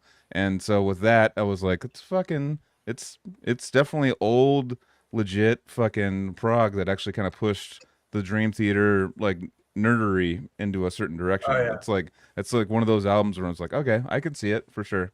It's, you know, they're like experimenting with it a little bit more, and they're the ones like starting the snowball. But I did the same thing with Operation Mindcrime. I'm like, I just gotta listen to it, and I'm like, oh, Jeff Tate, the vocalist, right? And I was just like, I get the Labrie hate because it could have been like this guy or someone like him, and a little bit, you know, Labrie is a little bit nails on a chalkboard for me, but I'm like, why didn't they just get him? That's what it is. It's mainly the vocals, but I mean, but it works all though sometimes. For a rock opera, it's gotta be 100% the best list, and that's what Queensrÿche had then, I guess. So yep. They're like doing these. Yeah, go ahead. I was gonna say there's certain like power metal bands that I just step into super cheese mode and just you know, Symphony Dragon X Force, is my fucking shit. Symphony X, Rhapsody of Fire. But Symphony X is the only one that was like cheesy, and I was like, I am on board with this. Because that singer's like super. I mean, whatever. Those singers are going to be hard to take for anyone, no matter what. You have to like. It has to hit you right. But he sings for what's that thing that Christmas Trans-Siberian Orchestra? Oh yeah. Yeah, he sings for them too. So, like he does a bunch of cool things. He's insane. The singer of Symphony X. But shit.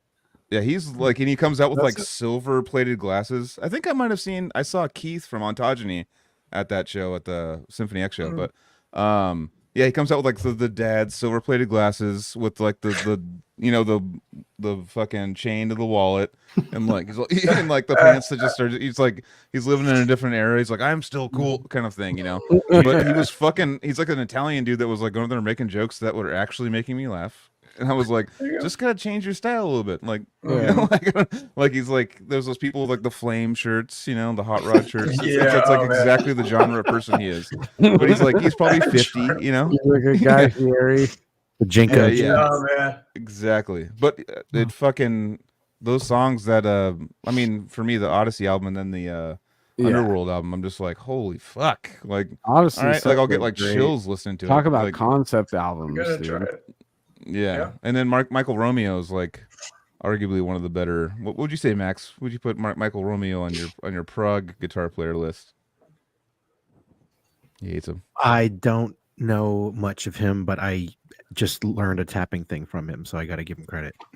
There you go. Nice. You know what I mean? It's that kind of thing. Yeah. What do you think, Nate?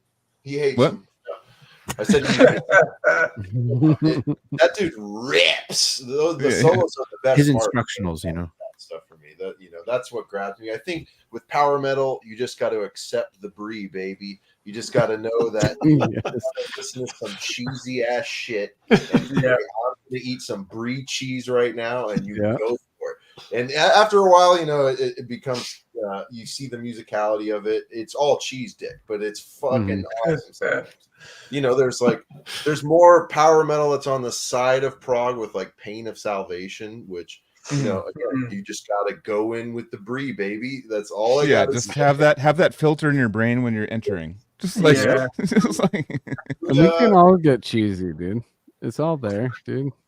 I don't know if I have the 80s yet. Liquid tension for that. Liquid tension, yeah. Just because it like allowed me to get into it, you know. Yeah, yeah, definitely. For me, actually, Petrucci, I saw him on G3 playing.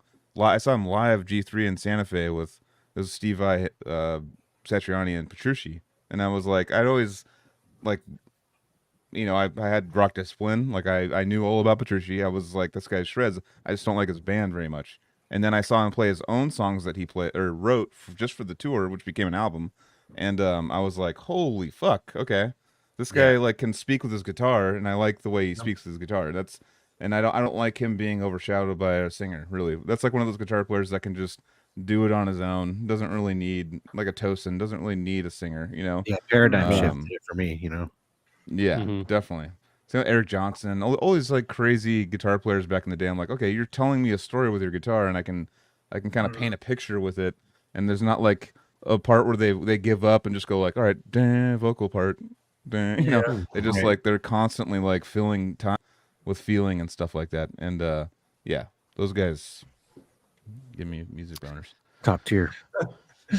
Telling a story with a riff, dude. You just made me think that's like a natural synesthesia right there, dude. If somebody can speak to you through an instrumental composition, that's crazy. Actually, there's lyrics that bring you that you hear lyrics and then you'll make them your own, just kind of like make them for your situation, what's going on and how it relates to things and stuff. And with riffs that do that, it's kind of like you just build a landscape in your brain. I feel like it's just kind of like, it's more like scenic landscape rather than like tugging on the old emo chords, you know?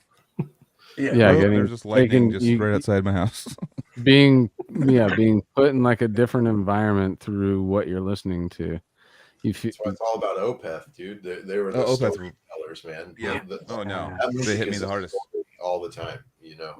And for me, it started with even the early stuff. It even if it wasn't developed as, you know, Ghost of Perdition and all that, Morning Rise has, that's the one.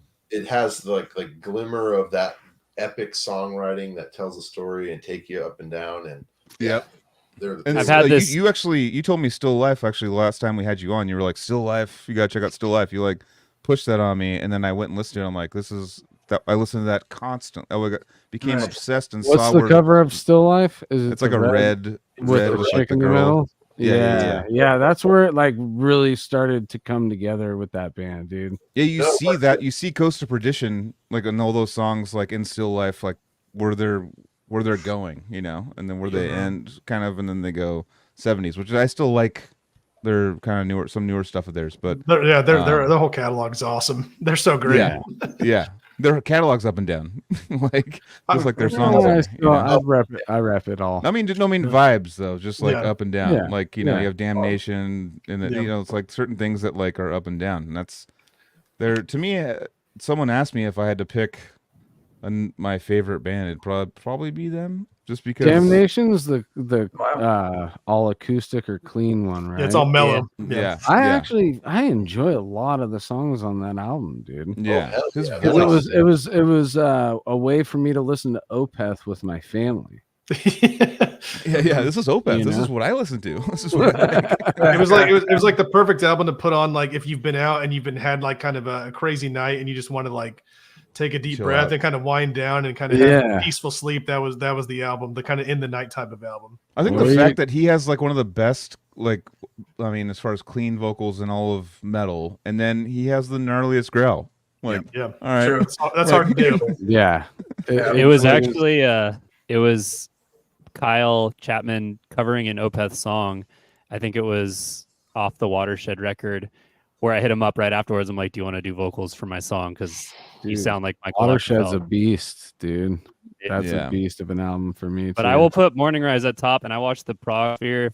You probably know that YouTube channel. They have Mike Portnoy on, and they did the tier ranking of the Opeth albums, and they put the first two records D tier, and they put Damnation on S.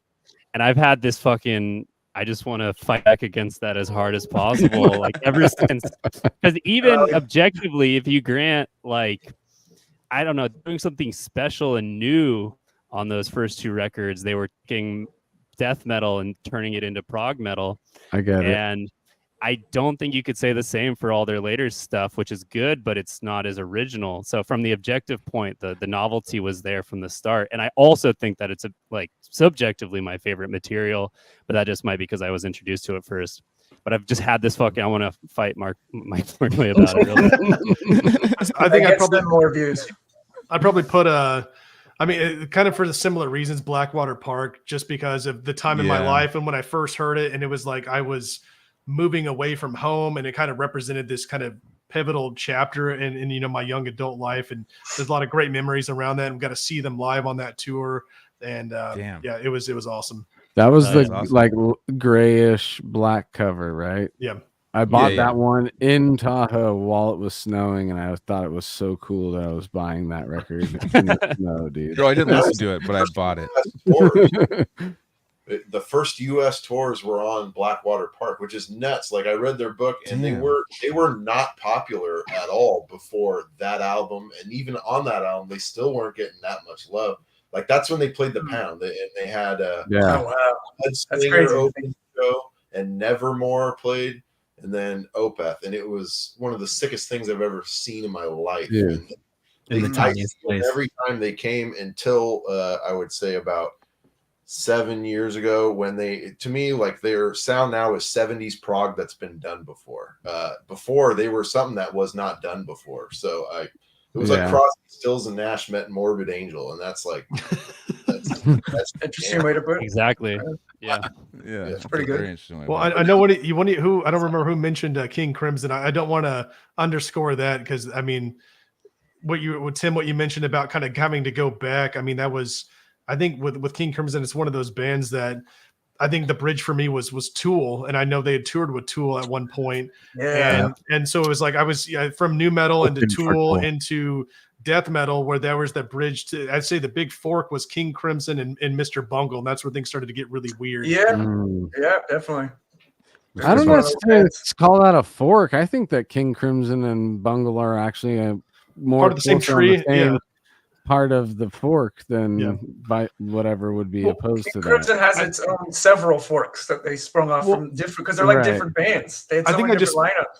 I think I just meant it more from just like what I was listening to at that time, because it seemed like they represented two, you know, and I later learned that they're like, you know, part of the same tree, part of the same kind of web. But it just seemed like it was this kind of a pretty, you know, drastic change in what we were listening to at that time, like what my friends and I had available to us. Like, we started with the first King Crimson album and kind of just literally just went through the whole catalog from there. This was probably early to mid 2000s. Yeah. And then with Mr. Bungle, same thing. And those still hold up. Those still resonate. Yeah, you could trace Bungle all the way back to Crimson. I'm thinking of like a comparison for me would be Monty Python's Flying Circus to Mr. Show. Mr. Show. Flying Circus is King Crimson and Mr. Show is Bungle. I don't know if it's directly analogous like that, but because I don't know, I just think King Crimson influenced so much. Like it's kind of hard to keep track of, like Tool and like but each era has its own sound and its own lineup. And every time they did something completely different, and it was always fully committed and something that no one's ever heard before. And I think that's part of why it inspired so many things, is because there was no one out there like who kind of had the balls to just like break free from whatever they were doing and just go completely different direction each time. Yeah, because they used, I mean, every era they've released something and they were using the modern technology available to them, you know, as synths and digital, you know, technology started to come into the program, they would use that. So it's like you could still hear the influences of that era, but they were still doing something completely outside of the norm and making it their own. And at the point, nobody else sounded like that. Three of a Perfect Pair. That's a perfect example of that. That 80s synthy sound, but there's still so much King Crimson in the compositions. but they're adapting to the times too. I still listen to that record constantly. My favorite era is the Wet and Bruford era from 73, 74, which is like Songs and Aspects. Did they do Red? Red, yeah. Red's Red a special is one. probably my favorite from them. Red. Yeah, I love that record. I have to go by eras, but Red, that's a special one. Red, Discipline. Discipline's great. Arts, Discipline, dude. yeah. Those are the special ones for me. I say those. Lizard is great. I love Lizard. I know a lot of people, it's kind of maligned these days, or it has been for a long time, but the Steven Wilson remixes, man, those really helped out. Like that album especially, like the remix, I think almost saves it, because the original, it's just, there's so many sounds going on, it's easy for things to just get lost. But the way Steve Wilson remixed it, I think. You know what's what got me into Crimson? It's kind of a weird one, but it's I think what's that Children of Men movie where they play in the Court of the Crimson King? Yeah. And then I went back and then started to it's one of my favorite movies actually. That's the one where like everybody's sterile. Yes. Yes. And they have that one shot where it's like 8 minutes straight, where it's like a fucking action shot where they have to run down. There's explosions. There's doing all that, and it's like an 8-minute live going in one shot, and it's like one of the sickest. Oh yeah, it's one of the sickest things I've ever seen. I'm like, when he visits his rich friend, it's the cover of the Pink Floyd Animals. Oh, that's right. He's like so rich that he lives near like that shot. Damn. I remember being like, am I really stoned, or am I really seeing that? I was really stoned, but Michael Caine, the pull my finger. Prog that was one of the most epic. Pull my finger was one of the most epic parts of that movie. Don't give them the youngest people are like celebrities or something. They're always talked about because they're the youngest people in the world. Is that what it is? Oh, right, because they're like the few. The last people born. Yeah. Whoa, exactly. dude. Exactly. Imagine that being in a society where it's like, oh, dude, these are the last people that were actually born, dude. That'd be better than the apocalypse. I mean, it's kind of leading up to it eventually. I mean, right? Yeah. The apocalypse is like, we all die at once. It's like, just one grand like. But we're all still freaks. We're still going to be popping out babies in the apocalypse, dude. We're still going to be making. We're just like rabbits, dude. We're like, oh, hey, nice to meet you. Like, sick, dude. I mean, if it's an impact, like giant meteor or something, exactly. Don't have any hope against that. Y'all do talk about King Crimson, and I hate to be the lame one here, but Strawberry Fields by the Beatles was like one of the first times I heard a song trail off into just bizarre, weird stuff. Yeah. That's my favorite Beatles song, actually. That's one of the sickest songs ever to me. And it was yeah. And it I am the Walrus fan. Video too. And that's like, talk about deviating from where they were. Like they were the live band at that time, and then they stopped. I'd say they were the first prog band, probably. In the true sense of the word. Beach Boys and them. Yeah. Beach Boys definitely influenced them so much too, but they played off each other. Like you can hear John Lennon, just like the way he sings and writes is kind of like a sentence to me. It's like he has a perfect flow that just sounds like an idea flying out of him, and that's such a cool song for that. And then it just goes into bizarre shit, and it's with a video, the way it was released, super psychedelic at the time. Like that was the jam. Oh, yeah. I was on shrooms the first time I heard that, and it fit perfect. That's perfect. Yeah. Totally. Yeah. It was just, it felt like it was wobbling, and everything was like, even the major chords just sounded off. The song I can't drink anything but strawberries in it. Everything's a strawberry ever since. Strawberry scourge forever. Dude, being for the benefit of Mr. Kite. That song too. That's a tricky one. That song gets fucking weird, dude. Yeah. Well, they have like metal influences too, like like "Happiness Is a Warm Gun." I mean, that's a metal riff. I love that song. Yeah, I love the structure. The Beatles are the shit, dude. Yeah, totally. "A Day in the Life," I think, is the best Beatles song. I was going to say that. I think. And again, talk about deviating from the song, like the orchestral stuff into Paul McCartney's like jovial show tune stuff. I know. I love that it's a real, like, they work together on that one. You know what I mean? And you could hear it, and it works, like the symmetry. I'm gonna hear a Dan. I don't know that song right off the top of my head. Oh, you have to. Me neither. I'm listening to it right now. It's like it's played a lot on radio. I know it says 156 million views on YouTube 8 years ago, so I probably heard it before. Yeah, it's a classic. It's the song that defines them on Sgt. Pepper's with Strawberry Fields. They're both Lennon songs, so I definitely attach more to the Lennon songs, but you can hear Paul McCartney, like Tim was saying, with Lennon on it. Because that's the last song on the album, isn't it? Like that's how they close it. Yeah. The way I think there's a reprise. Or no, was the reprise before it? I forget.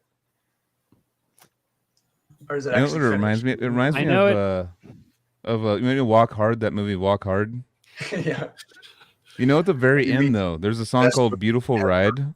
Yeah, the song "Beautiful Ride" at the very end. That song's like made me cry so many times because it's like talking about like the end of life and how everything was awesome and the things that made you happy and things that made you cry.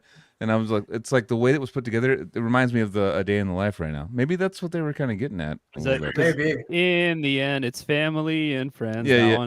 Yeah. I like it when they front load all the comedy and then it's like the feelings actually hit. Because I'm all crying. Shit. I'm not crying, you're crying. I'm laughing the whole time. Super esoteric bands right now. I mean, what's his John C. Reilly like? As he's a touring musician, he tours and he played Mo's Alley. He was like he tours around and plays. What does he play? Because people were like, he's just like a singer song. I mean, he did all those songs. I mean, he didn't write them, but he sang all those songs on that. You know, Walk Hard and all that stuff. Like, so he actually is like like you're gonna catch him do Boats and Hoes or something. Let's probably do not. it. Yeah, let's do it. I think it's all right. What's that? What? The musical Chicago. He was in that. Yeah, I think. Shit. Nah, John C. Reilly's a fucking master of his craft, dude. He can do it all. Mm-hmm. Dude, Walk Hard, I think, is one of my favorite comedies of all time. I think that's got to be. One. It just Which one? couldn't make a biopic out of after Hard. that and take it seriously. Oh, Wrong kid died. Don't walk Wrong part of that shit. Oh, man. My favorite's when he does that Bob, yeah, the Bob Dylan reference where he's just all like, rim jobs are fairy tales. And he goes all like, rim jobs are like laundromats in the Coliseum. And they're like, what is he saying? He's all, dude, it's deep. You don't understand what he's saying. That's great. Oh my god. But anyways, so yeah, that actually, A Day in the Life reminds me of that song. That's why I didn't bring that up. But that's actually It what probably is calling it back somehow. Yeah, they have a bunch of references in that movie. I'm trying to figure out what they all are. But yeah, that actually, this is a good. It's making me emotional right now, so I'm turning it off. I'll cry. Yeah, I think it's maybe listen later. You know? Get Joel to cry, dude. Just on a podcast, just like make Joel cry podcast. Like, all right, let me start the camera and see if I can cry. What song could we get you to cry with, dude? That's a good one to do it, I think. You know, my first one's gonna be like a Stained song. And we bring It's been a while. I have to piss. Go for it. I pissed. John Lennon was one of the first people I ever found out like what murder was too, as like a little kid, because I was listening to music like, dude, this guy's amazing. Where's he now? My dad's like, dead. No. Oh, you learned about murder. Okay. Yeah, just loving the music and being like, so he's doing it, right? Oh, like, yeah. He's not. Yep, it's fucking tragic. All right, let's get back on track with the band. So, timeline.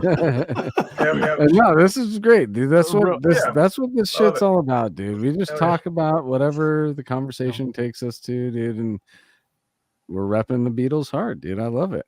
Yeah, I think keep an eye on the Beatles. I think they're gonna do all right someday. So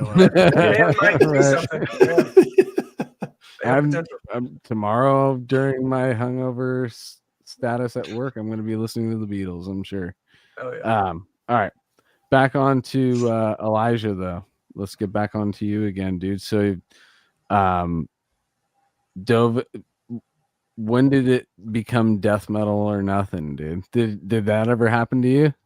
I guess in what context? In terms of like writing music for Arioch, or no, just in life, dude. Your It's taste. what like that, yeah. Because at some point, well, I didn't fully do it, but there was a time where I just let death metal or extreme metal run my most of my musical Like listening. Monopoly.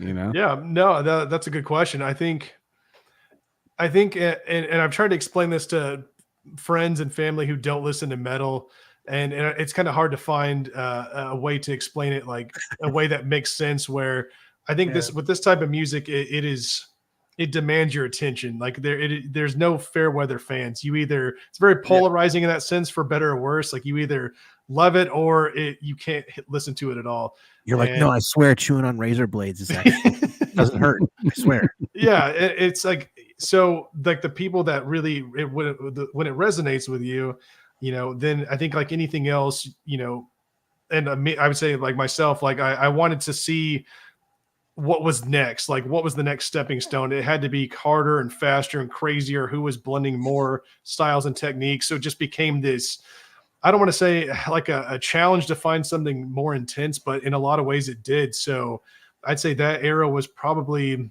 my mid 20s into my later 20s, where it really started to kind of take over and started really going down the rabbit hole and leaning on friends who were kind of introducing me to like Portal and stuff like that, where it starts to really get into like this dark, intense, where like when I first heard Portal, I'm like, I've been listening to metal for a while. I don't know if I'm quite ready for this yet. Like I need to like take a step back. And I had to like, there was something there. And, but then eventually, what's the old saying? No man steps in the same river twice. Like I came back to it at a different time in life, and it connected at a different way. So it's a humbling path that we take into this. No matter how far we go, there's still things that could scare us and make us be like, whoa, dude, that's interesting. But I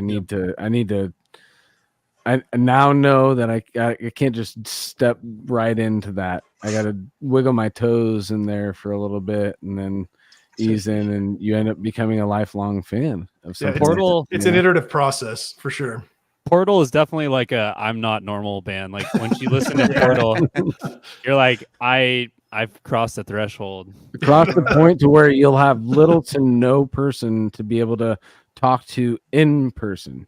Like you have to go on the internet to find somebody else, because no physical body around you knows what the fuck that is, and doesn't even want to get close to it.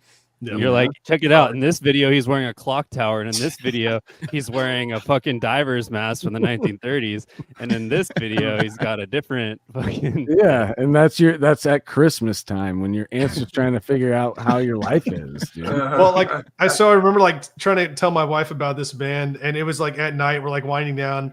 And she's like, I don't think this is someone I want to listen to. I'm like, well, they got a cuckoo clock on the guy's head. And then it's like a picture of them playing live, and he's got his hands out, and he's got these like augmented fingers.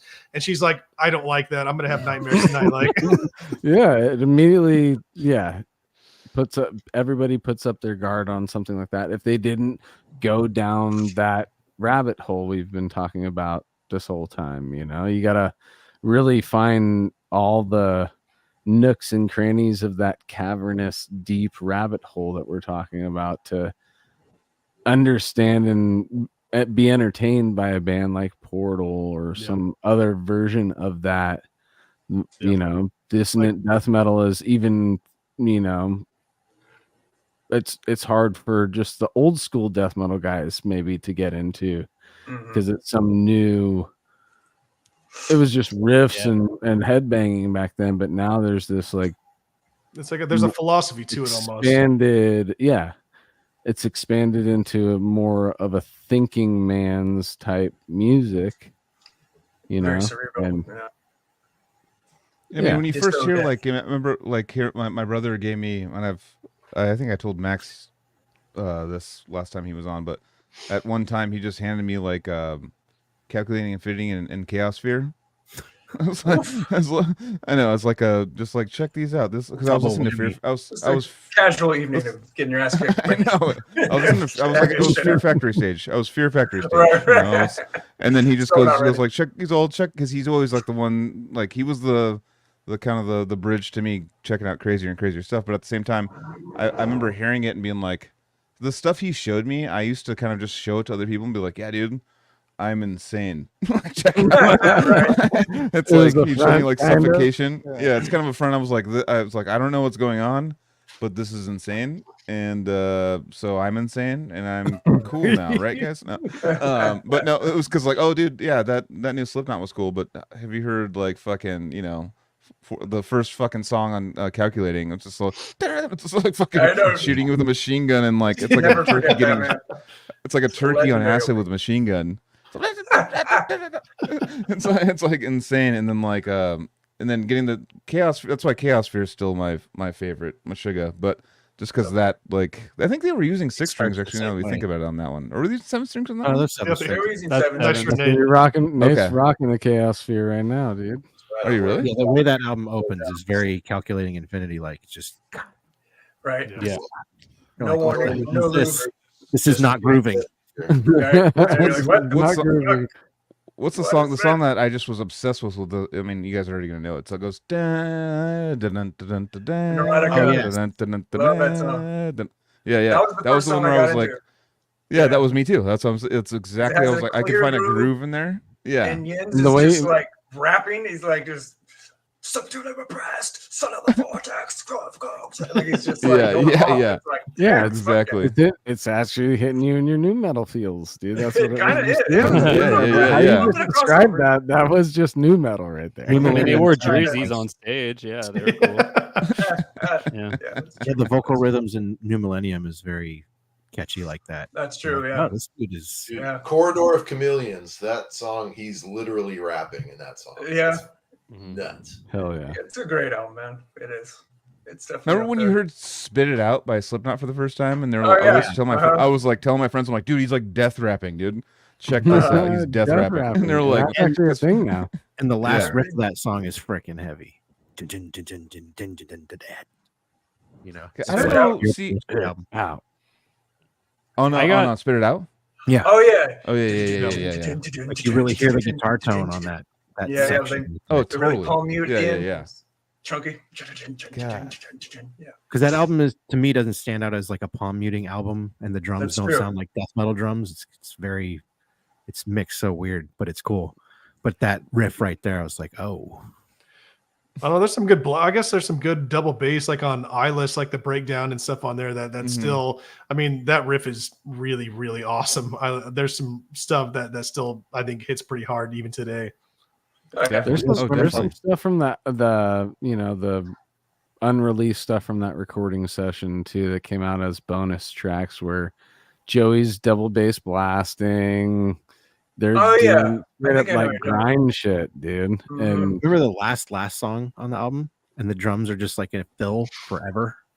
It's just like double going on like the hinge track on there, or no, it's the one where he's like cut your heart open and let the air out or something.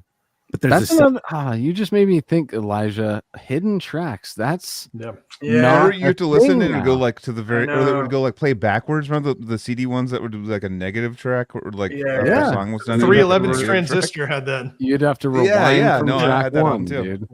Yeah, or you can't get that with the digital. So Primus had ones that you like put in your CD-ROM, and there's a video. Last track, like 24 minutes long. What the fuck, dude? Yeah. It's just like it just keeps going, and then like at like 24 minutes and 9 seconds, like, hey, like there'd be like some secret shit on there or something. I love that. Exactly. Track 69 on Undertow. That's right. That's right.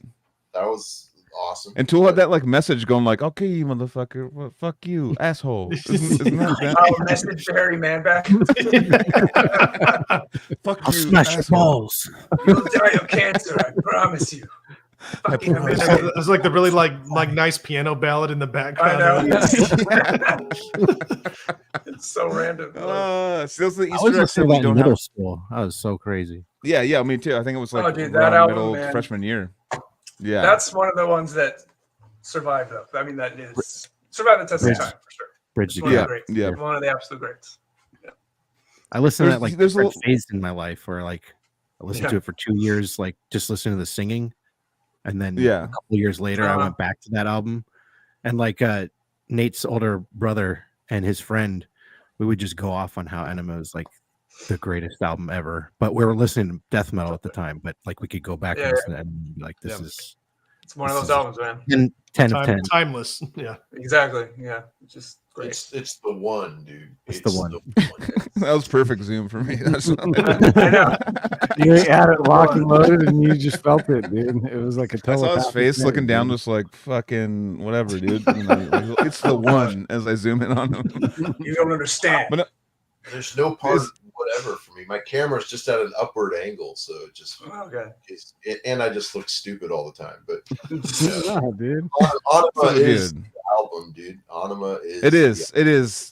It's overplayed as fuck. So a lot of people it loses value I do because a lot agree. of people are like, yeah, people are like, oh, well, Anima is like that's like I'm not going to choose that one as my favorite, but it's like it's definitely has the best songs. I mean, overall, it's like Yeah, I I think agree. that's Lyrically, the ones that.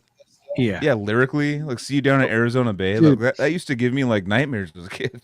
Like, I I'm won't like, be fuck, able to there's gonna be cite floods? anything, but I've seen a breakdown of Maynard's lyrics on that album, and it made me like I was watching like a astrophysicist trying to explain fucking space to me, dude. I literally was I can't I have to go back to this, and I never did because it was just intimidating. Cause there's a lot going on in his lyrics on that album, dude. There's some songs to this day where I'm like, damn, it's like what's the song called? Jimmy. That one gets pretty obscure. Where it's like, okay, 11 and like under a dead Ohio sky. Like all that. I'm like, okay. It's like so dark and like weird, and I love it. It's atmospheric. It's personal. It's so atmospheric. personal. It is. I think it's builds, about his environment. his childhood and like his mom dying or something. Yeah. Yeah, It's like Jonathan Davis, dude, with the Yeah. Just kidding. Yeah. Think about your dad, John. Back to Just keep Korn. thinking about your dad.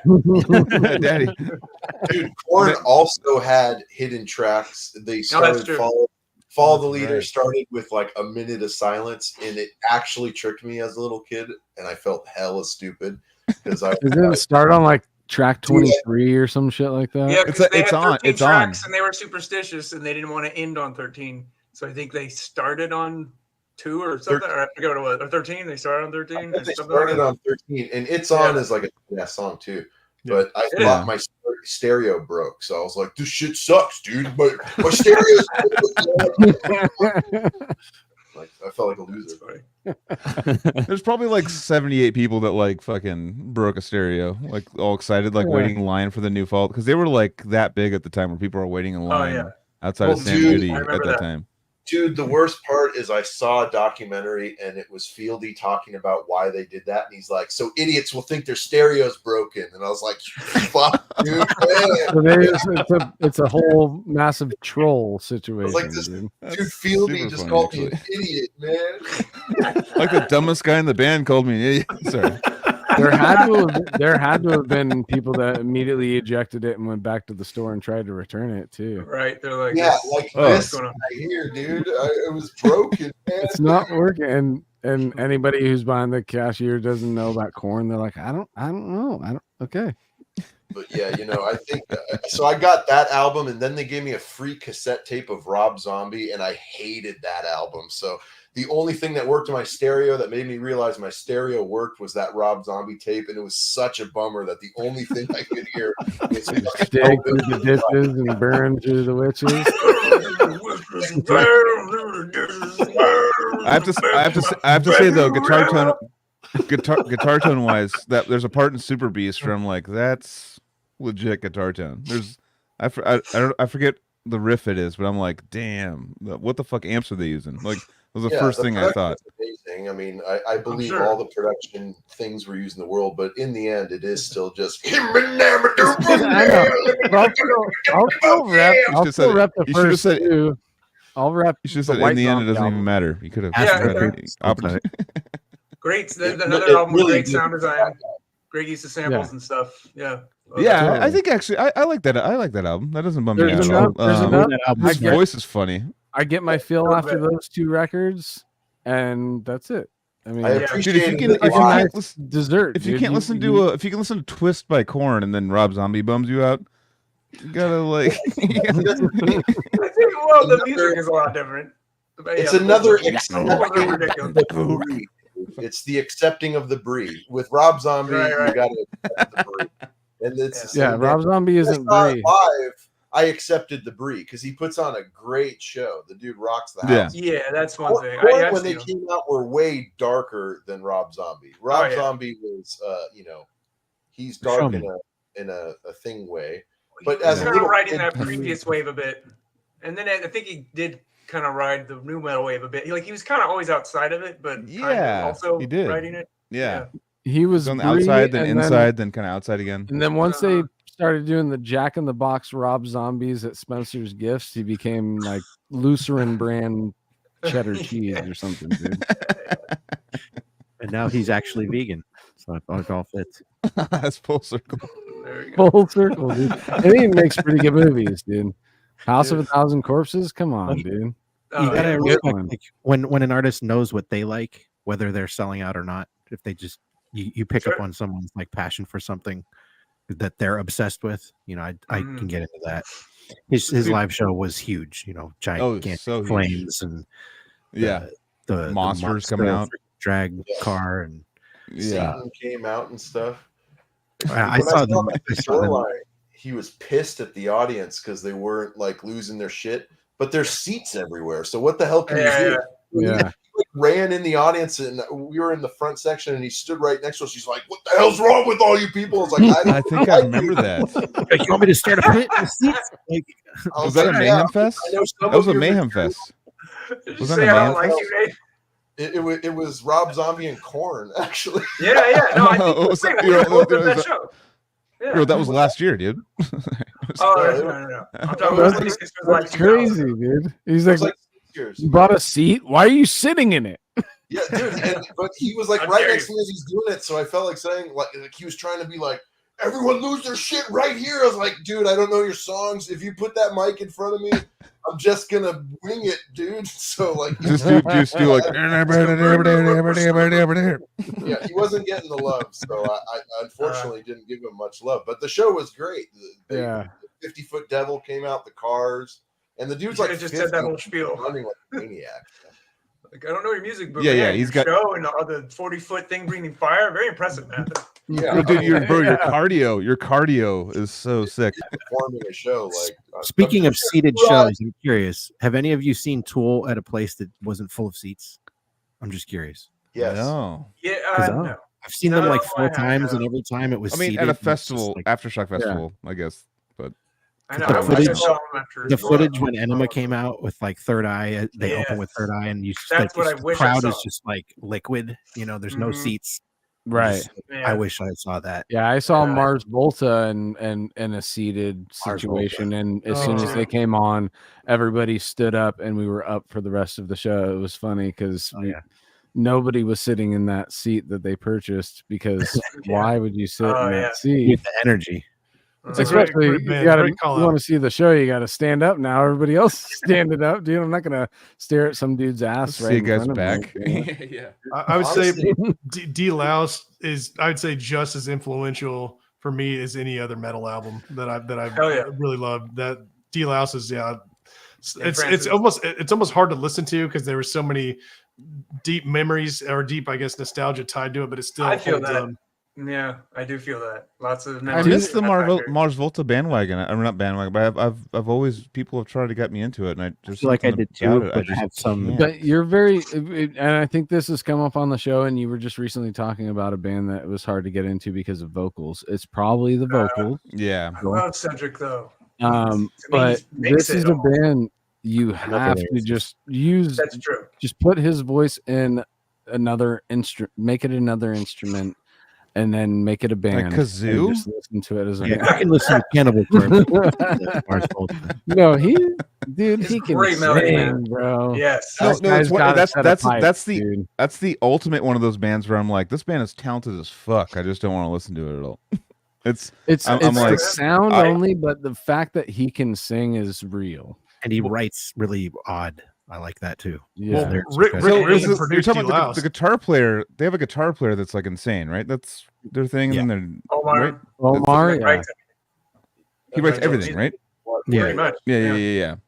So like that's the guy I focused on. And I was like, damn, that guy's like cool to see like an artist like that doing shit like that. But What was none of their the more songs just- popular band they just too? didn't that touch both me. are- No, at the drive-in. Yeah. At the drive-in. Yeah. Yeah. That I wasn't into as much. That's the one that they got on the radio with, and if you hear about how the guitar player writes, it's also pretty intriguing. Like the band jams and they record all these long jam sessions, and then he goes back and cuts the tapes up and places the riffs in the order that he wants and brings it back That's to cool. the band. I like that. This is I how like the that a song lot. and he's got a And bunch then of he makes solo them- albums too. He makes them record out of context so that they don't know the structure, so that they get no say in anything, because he doesn't want them to influence his songwriting. He's like, I love it. my music, you just play drums, or you know what I mean? Just like I love it. I know, I love it too. Well, you know what's sweet about that is the fact that they had Thomas Pridgeon as a drummer. Oh, I'm dude, curious Jude what- is a monster. It's Like monster. I love that He's album, such even though a- it's so ridiculous. He he's is a such an monster. improvisational, like jazz beast shredder drummer. I remember Yes. when I heard that he was going to be in the band, I was like, "What?" I know. And They've that always had the kinda best drummers. his drumming almost goes against that philosophy that the guitar player is having, because he's improvising so much on every song. Because if you watch live footage of Thomas Pridgeon on the songs, it's always different. The Bedlam and I Goliath. think if anything, maybe the guitar player likes that. Bedlam 'cause and it's like a Goliath different- is like the heaviest shit ever. different I know. energy, you know. The energy's Yeah, nonstop. It's just, it's like too much, but in a good way. Well, I like I didn't realize like until years later that Rick Rubin produced Deloused, and it was almost like he kind of like reined in the chaos a little bit to kind of tighten the songs up, because then you go from Deloused to Francis the Mute, and then you go from like tighter composures to this like really just eccentric kind of just odyssey at that point. Yeah. I know, and Cedric started, Sidness or I mean, Wisman's Omar Sidness started is producing. my favorite. Yeah. God, the way you guys talk about it makes me feel like I'm missing out on everything. On I'll what was send it? you some- Francis, and track. Francis the Mute actually had a pretty top Like, or high single? charting song. Yeah, The Widow. The Widow, right? I heard that on Yeah. the radio all the time. Yeah, it was their one Yeah. moment where they actually, and it almost seemed like, oh, is this it? Or are they gonna like? But then it wasn't. They could break through with They did it. architecture, and it was like, oh no, they're gonna do 13-minute like acid jams. You know what I mean? Well, I mean, they've always had the like sickest drummers like in their lineup. Yes. They just Yeah. John just Peter, like, like, Listeners want to chime in about Oh, yeah. Pridgeon. Totally. The Joel, last time dude, they played take here, that. they played all of Deloused in the Comatorium except for Arioch, which was the sickest shit ever. It was the perfect set to see for the Mars Volta. Because the time before that they played all of Nocturnicate, which I still like too. The time Yeah, before that they played all of Bedlam and Goliath. love that album. So they kind of, when they play live, play a lot of one album, which I think is really cool too, because it's like where they're at the time with whatever musicians they're playing with at the time. So it's a really cool way to approach a live show. Totally. And yeah, I think Cedric's ideas vocally are just magic. He makes weird stuff catchy. Exactly. He's another sentence writer lyrically, like we were talking about before. He's the Isn't Yeah, if Francis there's the one Mute dude- based off of a notebook that he found, and he used lyrics or words from some dude, Supposedly. like a diary that was yeah. unfinished. and he Wild, finished the dude. diary. He's all, no, I found it from a friend, dude. It's not mine. There's a lot of lore. And Bedlam and Goliath has all sorts of weird mystic stuff attached to it, and it's like a cursed album, they said. Oh yeah, because it was a Ouija board they got in like Jerusalem or something. And Yeah. they went too far with it, and it took like the studio started like fucking up, and like it couldn't finish the album. Lights I are mean- blinking, and I love it though because they incorporate it into the music, and it like takes on its own kind of personality. There's even like a voice that's Goliath, the like voice.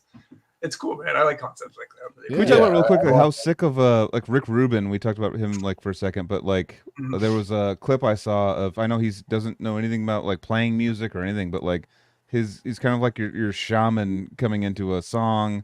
He told Johnny Cash to play "Hurt" and he didn't want to do it, and he like made him do it. Oh wow, and I didn't know that. Obviously, we know that. He also in Chop Suey by System of a Down, Serge had no more lyrics left, and he's all, just grab a book, and just told, on one of his bookshelves, grabbed it, still flipped to a random page, and it's like, why have you forsaken me? That's all from a random page that he picked, and he just sang it right as he saw it. It's like, it's a guy that like he like hones. It's not like it's a more of a spiritual kind of thing he does, where he's lucked out on those lines.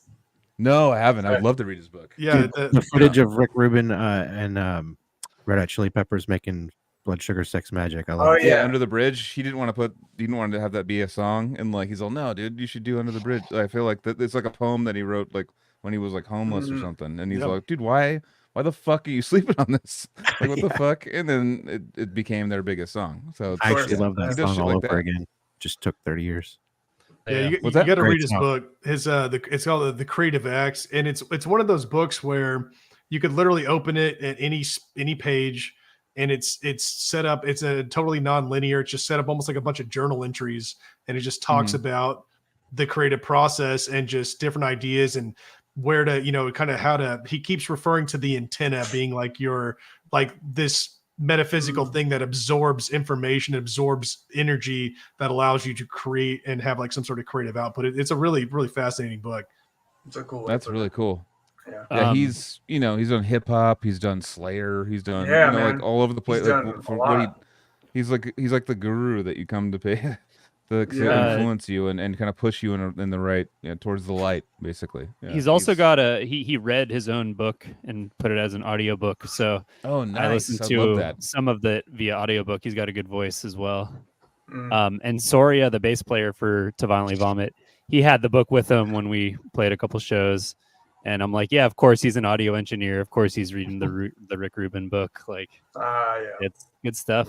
Yeah, he's a cool guy. That's cool. That's crazy, except, so did he also do the like late 90s stuff like Californication and all that? Because no, did he? I don't know if he stayed on. I think they were signed to his label, right? The Americana. It's just crazy. I think he was part of the Loudness Wars era and like engineered some fucking horrible sounding records to this day. And that's Death Magnetic. What he did for Death Magnetic was just loud and awful. So so that's the other side of he likes that like sound. The Black Album. Who's the producer of the Black Album? That Bob Rock, yeah. And then he did, what did he do after that? The ding ding ding, fucking Saint Anger. Saint Anger. Oh, he did Saint Anger. Oh yeah, I forgot. Yeah. yeah. So I like some people they can miss. They're not batting 100 with all these guys. Oh, lightning doesn't always strike twice. I recently rewatched Some Kind of Monster, that documentary. If you haven't rewatched it, highly recommended. It is entertaining.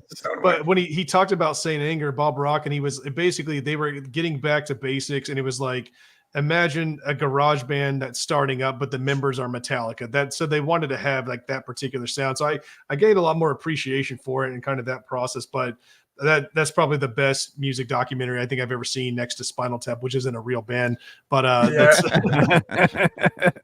it's a great documentary though. But that's go ahead. The Loudness Wars, like he was talking about, like when mastering just got to a point of what's louder, not what sounds better. And Death Magnetic as a Rick Rubin record is the perfect record to listen to for just like, it sounds like it's clipping. The entire album sounds like it's clipping. But that's what they wanted in that. And that's punk rock, dude. Yeah, Californication. Like I grew up, that was like such a huge record, and I literally can't listen to it anymore. I'm like, how did I even like this? Because it's like almost unlistenable. I feel like the mastering on that is the same level of Jesus. We're getting way too nerdy with this shit. No, these are the two records that always get brought up. I'm just throwing the other one out there. Okay. So there's a lot of clipping and kind of like. Well, it was about what sounded the most attention getting on the radio, because it was all competing for, whoa, what's that? That kind of reaction. Yeah. Oh, okay. But it was for radio. A lot of whatever attention you have on something, and now a lot of songs are being mastered for phones. Like people are expecting mostly that it'll be heard on a phone speaker. Oh man, you just triggered something, Joseph. I read this really. I don't know what to make of it, and maybe this is a good question for you all. It was an article. I think it was from Billboard or one of the major music companies out there talking about making micro songs, like songs that were literally only long enough for a TikTok video. Like the entire life cycle of the song was like 10 to 15 seconds. Like, oh my god! I was talking to I was talking to Bobby Carroll, the guitarist for Cyborg Octopus on tour, and he's an entertainment lawyer, and a lot of his clients are like, I don't know if clients, I just know that the milieu of entertainment lawyers revolves around like most of the industry heat is people who are not yet 18. And so he was talking about like people who are underage and signing contracts, and some of them blow up because they write a 15-second clip for TikTok before they even write the rest of the song. And based on whether the 15 seconds goes viral, then they'll write a song that uses that in it. They don't even have the full idea. And it blew my mind. And this is how it's going. So they're literally setting bait to see what people would be into. Yeah, we're doomed. We're doomed. It's like audience testing. It's a, what do you call it? A focus group. It's like focus grouping your ideas before you develop them. It's almost like taking, I guess with television and commercials, I mean, they're still around obviously with streaming, but it's, those commercials at the same time frame where there's a song, you're basically writing jingles, but like the band is just becoming a jingle writing machine, or the entertainer, the individual, whatever it is. Yeah, and it can happen with metal. Metal is a very good genre for this. Yeah. Yeah. You can, I have a new song. Like back in my day. Straight up. Yeah, I don't think metal has to, I mean, obviously Opeth and all this stuff, right? 20-minute songs, but I think metal, you should be able to find the coolest 15 seconds of your song and make a video about it. Like that's a thing that isn't unrealistic in my opinion. Yeah, but it's not even that. It's like the entire life cycle. Like the entire song is only 15 seconds long. Like there's nothing else like that. Like your 10 to 15 seconds, that's your song. Like that. Yeah. It just seems. I mean, I on one hand I get it, and the other hand I'm completely just kind of dumbfounded by what that means and how that evolves from there. And we're going to be looked at. People are going to say like we're boomers because of thinking like this in the future. Like we're like old like grandparents thinking about like this. TikTokification of everything is fucked. Yeah, it's like we already have low attention spans. I thought, but dude, it's like it's not even attention span isn't even going to be a thing soon. It's just like now done. What? My line in the sand is TikTok. I'm not doing TikTok. I'm not doing TikTok. I can't. I'm dealing with kids that are coming up in this world, dude. Trev. Yeah. He is very. I could see the pull from TikTok and that type, and I have to constantly be on him and be like, "Hey, dude, if you want to watch something, let's get expanded version of something. Not even just a movie. All right, Dad. I know, and that's what it is. I feel like I'm rebel. Like, I am that. I'm starting to get to that point with him where. Yeah, he's moving into his own little thing, dude, and but I'm just trying to do my little tell him to follow Psionic. Dude. Just be like, hey, dude, this is where I was at, I get watch a movie, dude. Loud and proud. New boomer right here. That's the best thing I've ever seen. It's even have the umlauts on there too. That's perfect. I know. I think that's kind of that's bullseye right there, guys. Yep. But my day. I get the 15-second preview thing because that's what like mp3.com was. But the thing about that was it was tied to a bigger thing always. So it wasn't like a complete. You want to see the whole thing. This is a taste. Yeah. It's not like exactly. It's like just an ad, sure. But are you a product or are you an actual piece that's made? That's kind of how I look at it. Me and Nate had a conversation the other day, and it was yesterday or something. And I actually, it's scared. I joke around with it, the AI thing, but I mean, just the exponential of how these things go usually, where it goes to like, yeah, dude, it answers some questions for you, writes a little code for you to like fucking gone. You know what I mean? I feel like I know it's like pretty good trajectory you got there.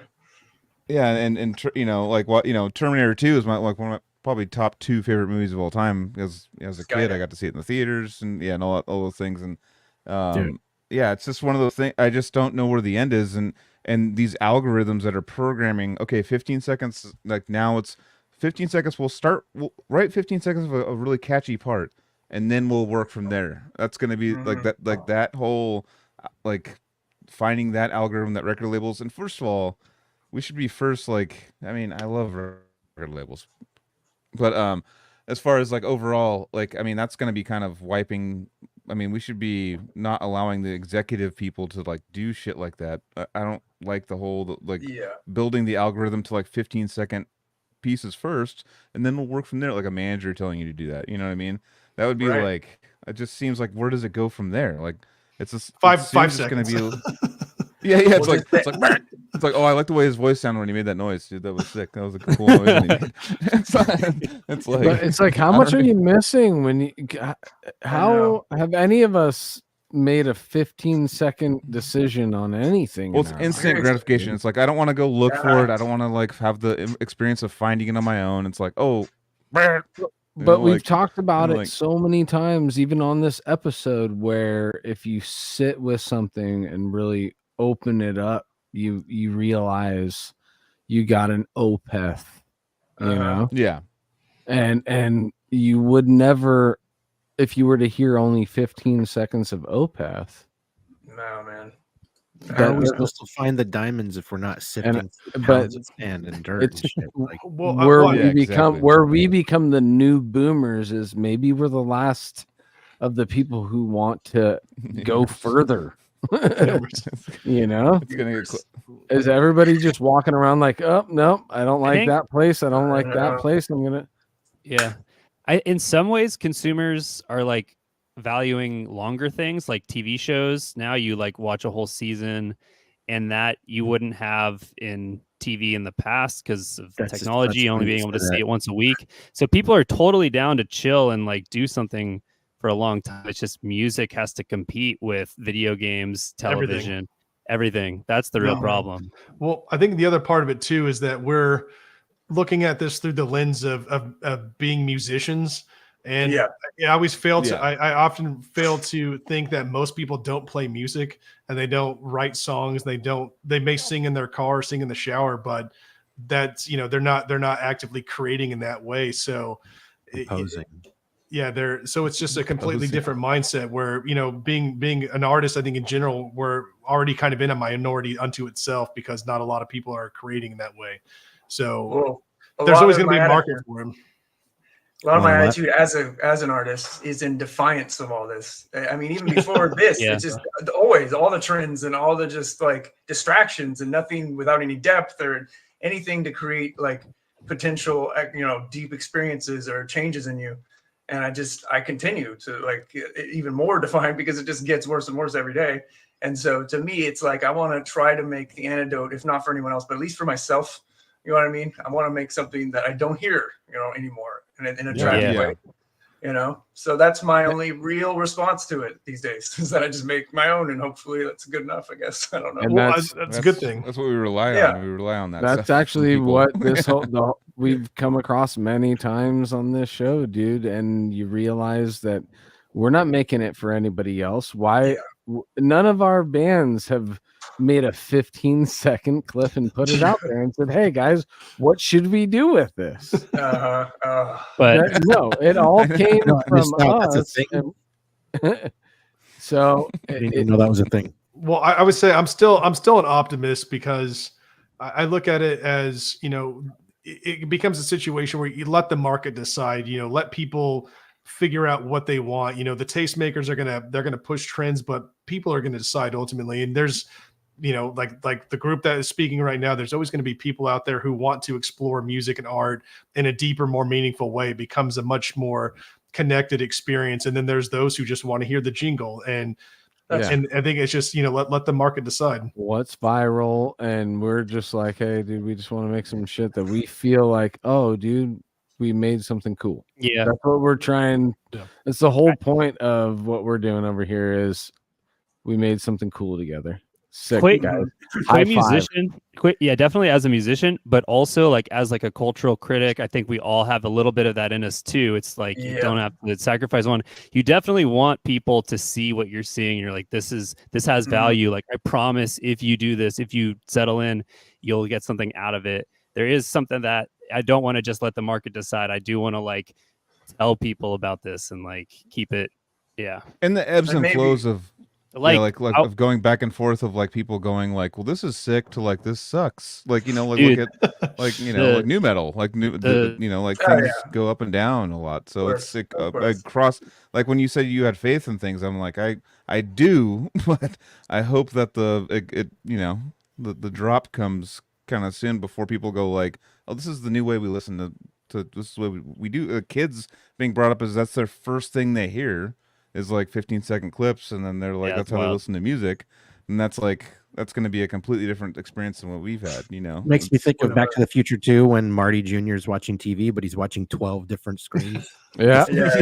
And he makes the TV sway back and forth, which it's such a Nostradamus effect of what the kids would be like, dude. Gotta be constantly moving with 12 different things going on at once. I've had to argue with my kid about like she's on her tablet and she's like, no, I was watching Pokemon on the TV. I'm like, dude, you're playing Minecraft on your tablet though. Exactly. Yeah. You have to have both. 2 screens going at once is something that irks me, dude. Whenever I see that happening, I'm like, why is the TV on if you're holding an iPad right now? Make them background like static comfort, they like there's another layer that they no, make them earn it. Make them like if you're gonna do 2 things at once, then here's a drum pad, do a polyrhythm for me. And then now that you're seeing that you can do that, now you've earned it. I'll give you 30 minutes of both time. Yeah. Now that's there's a mop and a broom. Like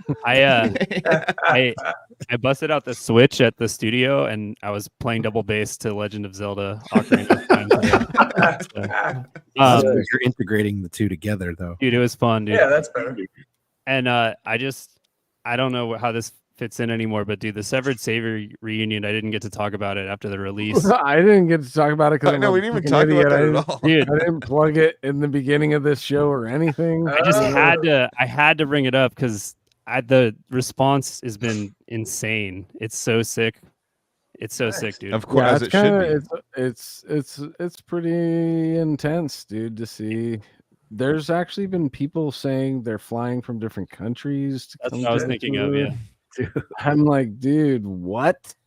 You better get ready, dog. I fucking got to get ready, dudes. Yeah. Currently, I've seen Switzerland and Greece, 2 different people that I'm seeing. They want to fly out to see us, and I'm look how many exclamation points. Dude. I think yeah, dude. I'm sorry if I got this wrong, but I think this guy, I definitely know the person in real life, came to Texas, to Houston to see To Violently Vomit like 3 weeks ago.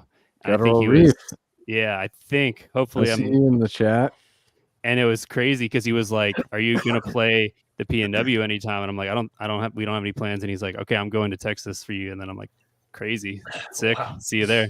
So I think you'll get that. And I revisited Servile.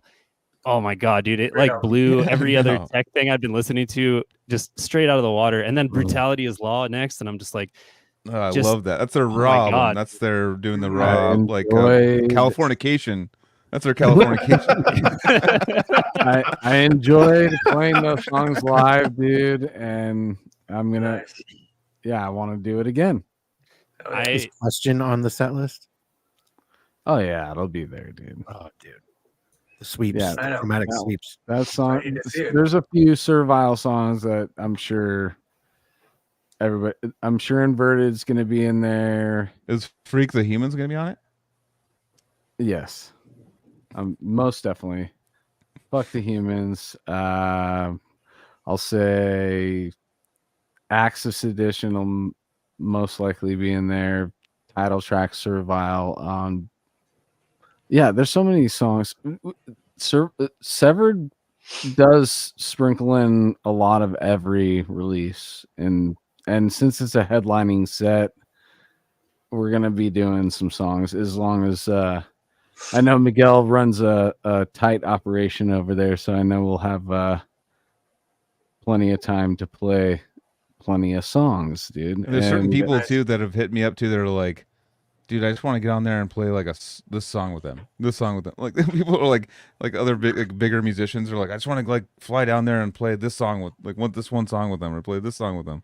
And I'm like, yeah, talk to fucking Anthony and Gilbert. I don't know what's going on with that. Gilbert, Troy, let's just go into it for a few minutes, dude. By the way, we didn't say, Severed's back. We're going to play Texas Domination Fest end of September, I think. Nice. The third day of the fest, last band out of 34 bands. It's going to be crazy. Oh, sure. Yeah. And what? I have no idea where I was going with that. What was I talking about? No. You gotta shout out to Murray for being the #1 Cali Death podcast fan. Super inspiration on bass, but gonna need a replacement. We are, that I was gonna mention that too, dude. We definitely are gonna be looking for a bass player, and we already got some people in mind. Hey, Joel. No, I was the first person to be asked probably, and I was because there was a time where I had a bunch of time, and I was trying to get the band back together. It was before the Cali Death podcast. I was like, there was some like stirring of like getting everyone back together, and I was like, I just want to be the conduit to get this band back together because they're like one of my favorite bands of all time, and also I just want to like if I got to play Murray's spot because Murray was like we talk about. Mike Hamilton being our death metal dad, he's like my death metal bass dad. Like he took me under his wing, we jammed at his house, we fucked around a bunch. He like showed me a bunch of his techniques and stuff. And I was like, we're both bass players. We're both converted bass players, so we're not like real bass players. We try to use like a different weird style to kind of like make it unique for us, so it's not just a guy playing guitar on bass.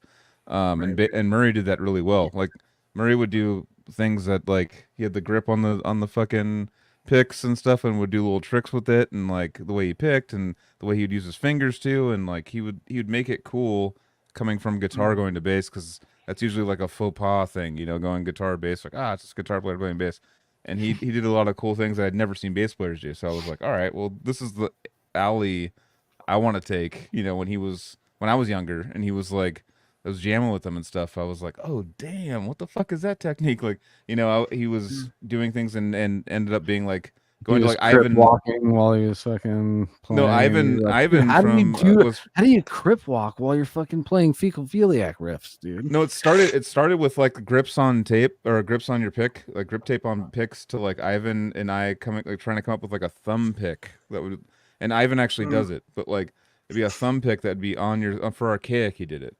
And be like a thing that wraps around your thumb, and so he could do this, and then just do this, and then do fingers, and then go back to pick, and so we were like trying to do this like kind of hybrid kind of thing, and Ivan's the only one that actually pulled it off like fully, doing the full vision. Murray was the one that started. He's the initial King Crimson like dude that like was showing us like different ways. He also, first of all, his pick flicking technique, dude would like be like I'd be on tour with him. He'd be like playing with his pick, and right before like a tapping part, he would flick it, and he's hit me in the eye like 2 or 3 times. Like the fucking like dead accuracy of just like hit me in the head. You're like and start tapping.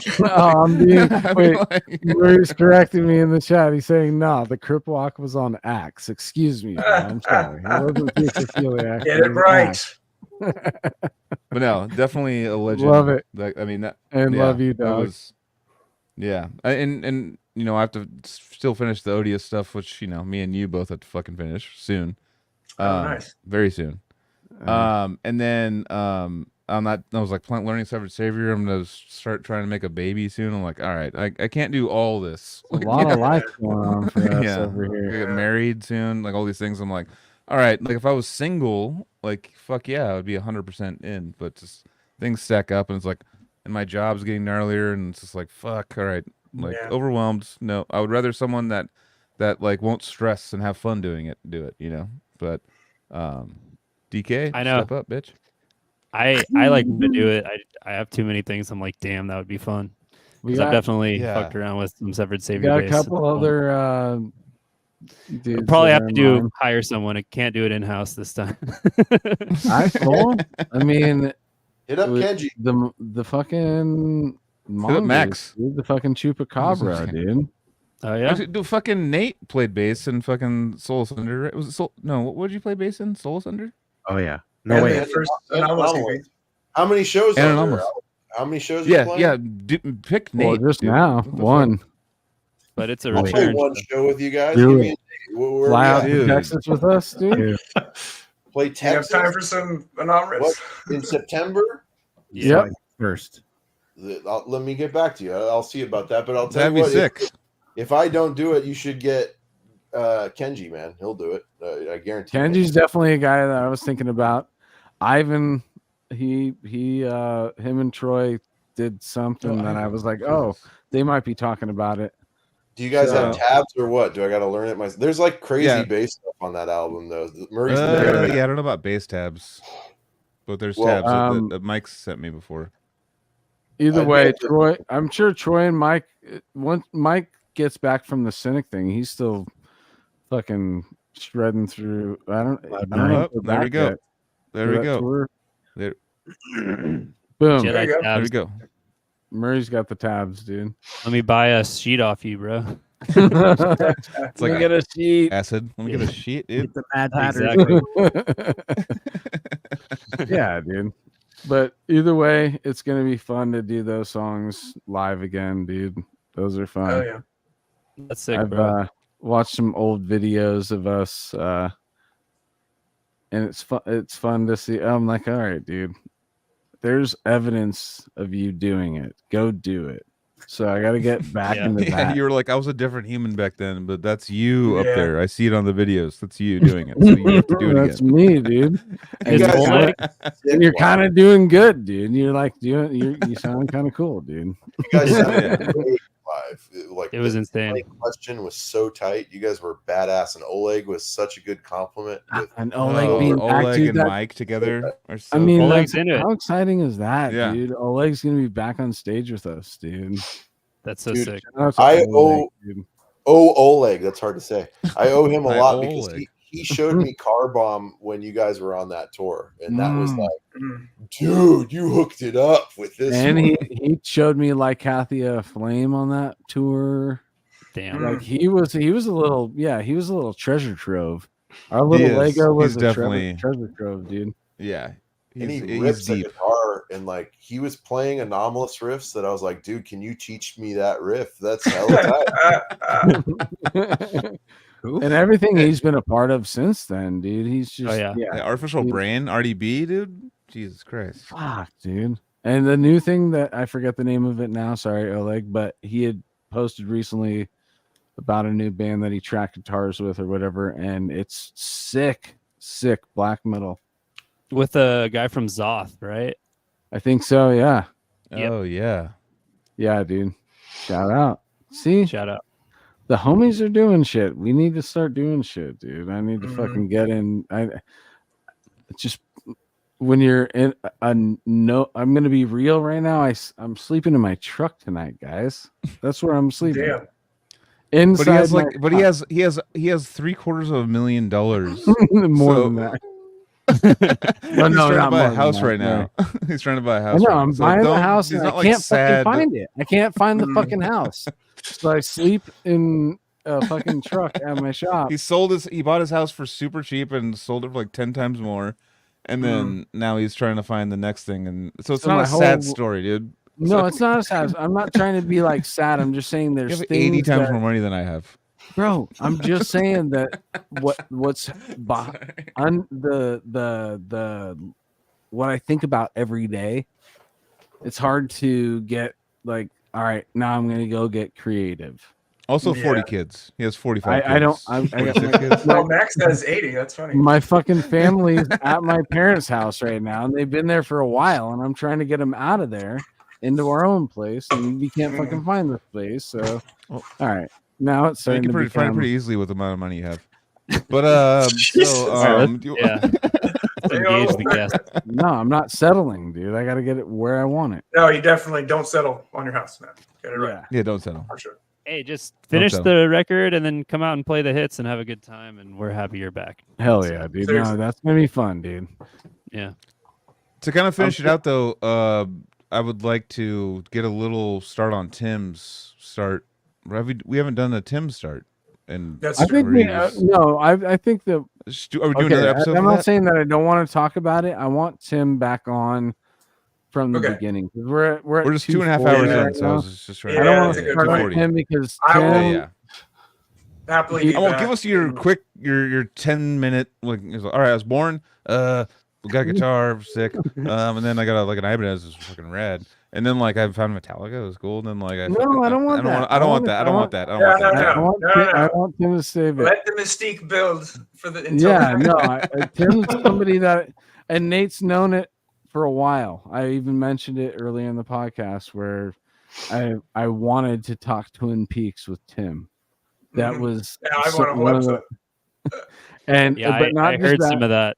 I don't know anything about I don't know anything about Twin Peaks, but I was loving. I was loving hearing you guys talk about it, knowing nothing. No, I know people are way. I hear the fandom of Twin Peaks and all the David Lynch stuff, and I love the. I've watched some of his set, and I'm like, I like the way he directs and how he makes it all weird and stuff. And I'm like, oh, there's question. Oh, you're never gonna answer it. Well, fuck you. That's kind of how I think. The reason why I brought that up.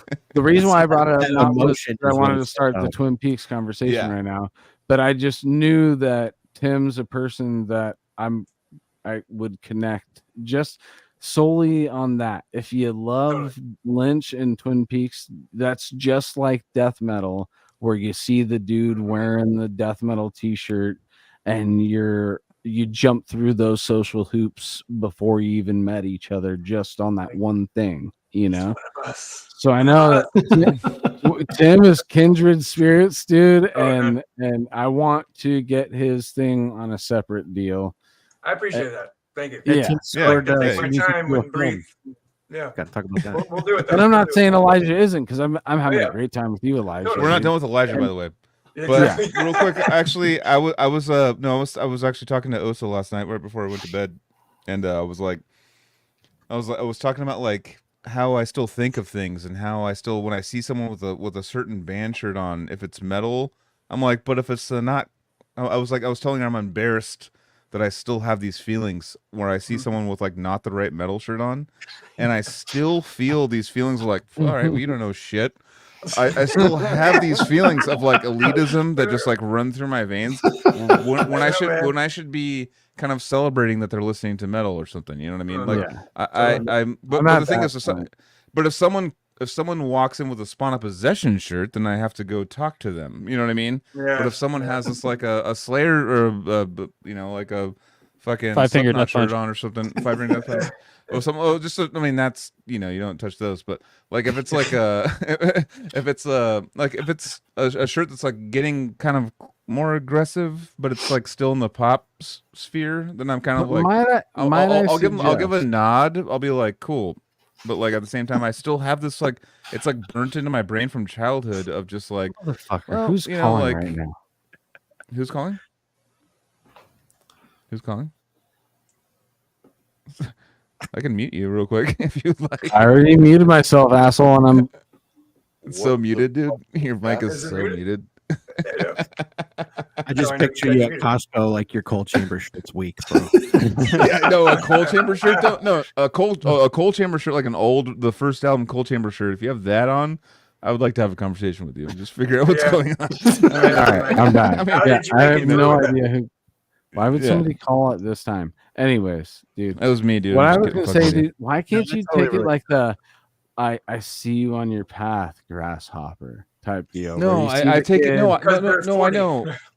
Yeah, it's like because we saw that. I mean, actually no. First of all, Anthony's one of the people that was never like that, so you don't even get to talk in this conversation. He was like, I listened to like. Remember, I always talk about it. Like we used to pull up music from his iPod while he would go like get something from the store or something.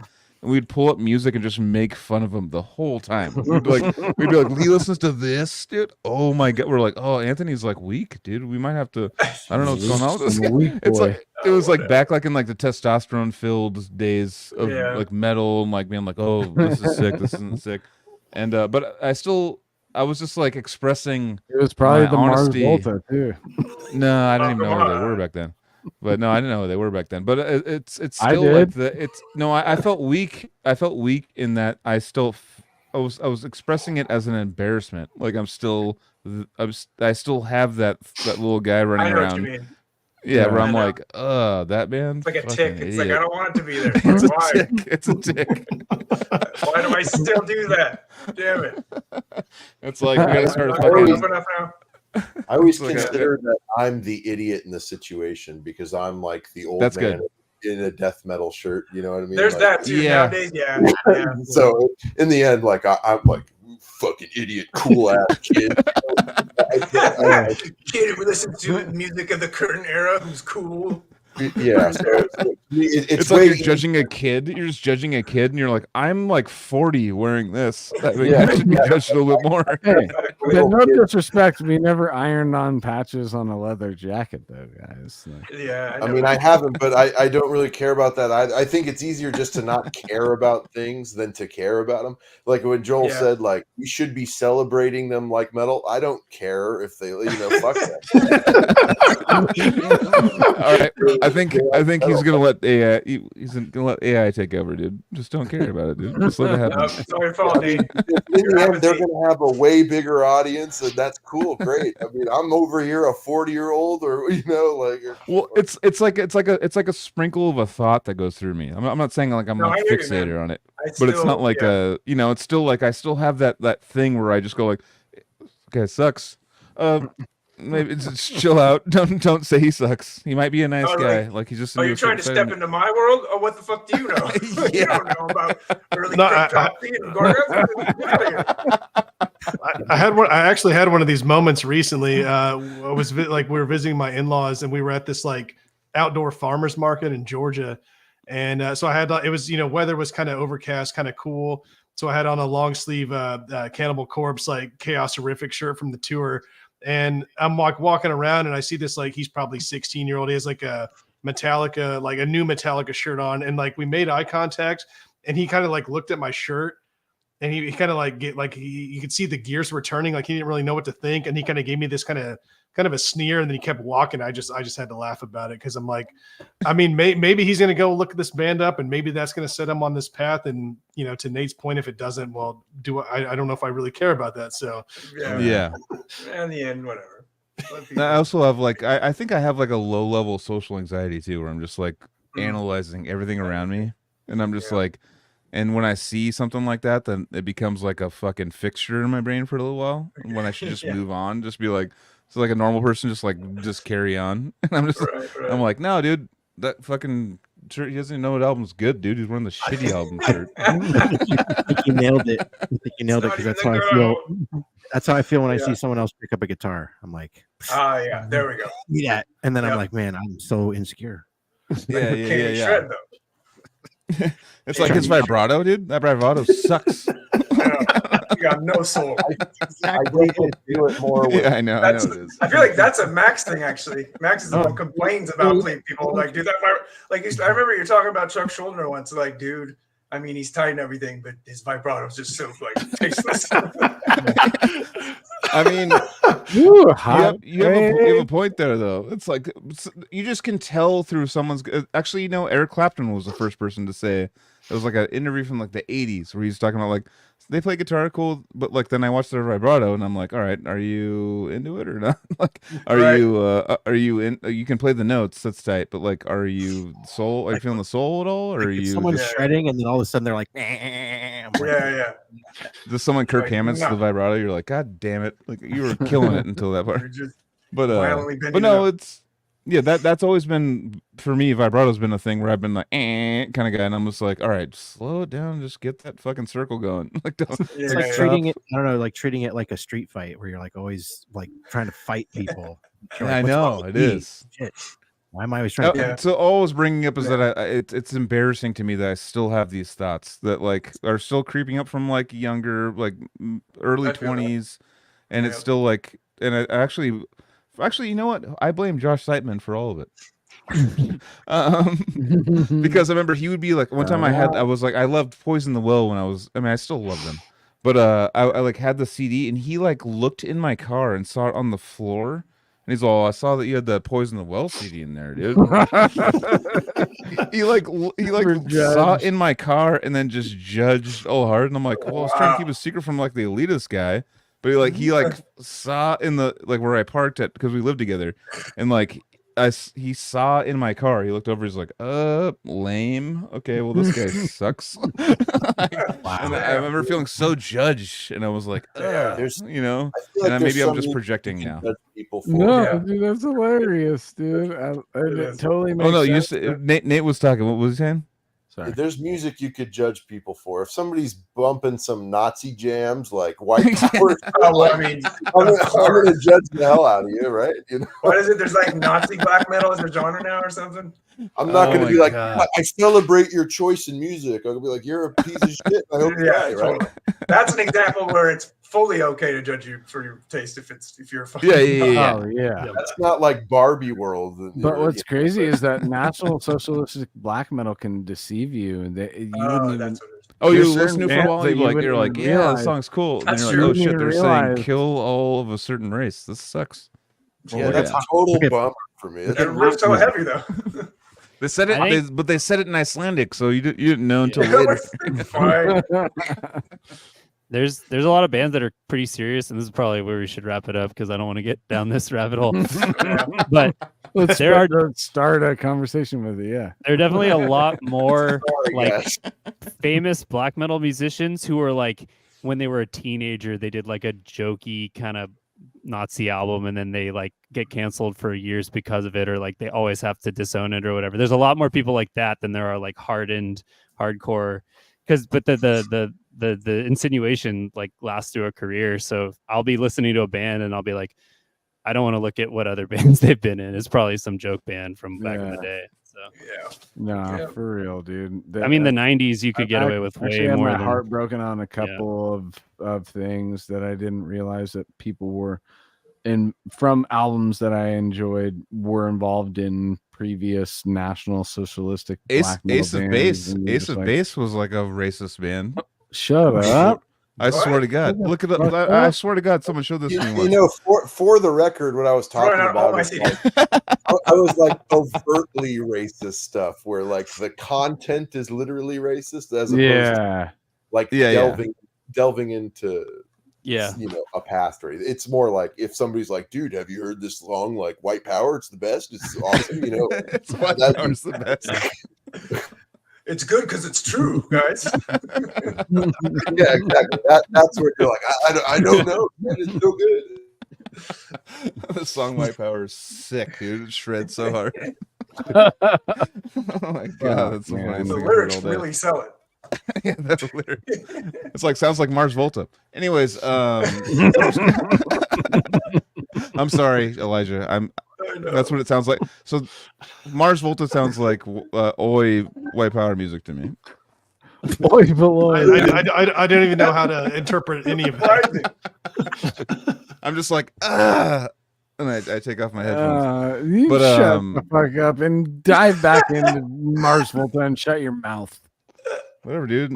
I'll send you my favorite Mars Volta song. It's there for you to receive, and I know it's there for me, dude. I get it. It's there for me. It's all on Spotify. It's there. I don't have to go to a record store. It's all there for me. Dude, Thomas Pridgeon plays at the Black Cat in San Francisco all the time. He's their house drummer. So if he's one of the best drummers ever. I don't have any hate towards. I need the power of everybody besides Joel in this show to give him one album to really just fucking Delouse in the Comatorium and all that bullshit. Delouse for sure. Delouse, dude. Yeah. One song. Okay. So the head. I'm gonna make a note of this. Emitting light out of its mouth on a table. But what? So That's how how does the vocals strike you? Like what? That's a question for Nate and Tim and Elijah. Like how do the vocals like? Because to me, I hear them and they just sound off-putting. They don't make sense to me in the certain. Dude, like, when I first heard it, I literally hated every bit of Yeah, the yeah. vocal. I love this. And So I hated death metal vocals too, and I ended up loving it. So how did you end up become loving it? So it's kind of like that. It's the timbre of like the Rush type Geddy Lee singing too. I So love you- Rush. It's one of It's my like favorite Robert bands ever. Plant meets I punk. know, but I don't like Geddy Lee. So it's that same thing. All where right, the we can go fuck off. I don't want to hear any of this anymore. Okay. Your father right, is Geddy Lee. but, dude. the way he writes is perfect for that type of music because he can make riffs that are extremely dissonant, catchy. He's a great flower of music. He can just make parts flow into each other with the way he writes, and his range is crazy. His stage presence is crazy. Yeah, his influences. Conceptually, I don't like they're that. awesome. So they're the He shit. has like R&B influence. You know what I mean? Like he brings outside stuff into it that you would not expect. Like I find especially Latin Cygnus, music Wisdom, too. and Cygnus. Yes. I love a lot of Latin vibes. I find like it a lot. baffling that you're a Geddy Lee fan, Joel, but you I can't know. get into Cedric. I mean, I like fucking, I don't know, the early shit. It's my Rush. new boomer, dude. There it I'm a is. New boomer, you guys, dude.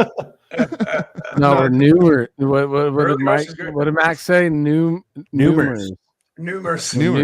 dude. Well, I hated Geddy Lee when I first heard him. I Me too. fucking absolutely hated him, and then once it actually clicked, I fell fucking absolutely balls deep in love with that music. I was like, this works with Rush is this. Like at first, I was like, this is like it sounds like a guy. The jokes about the hamster and all the jokes about his voice and stuff. But I was like, this actually fucking creates a vibe that I caught.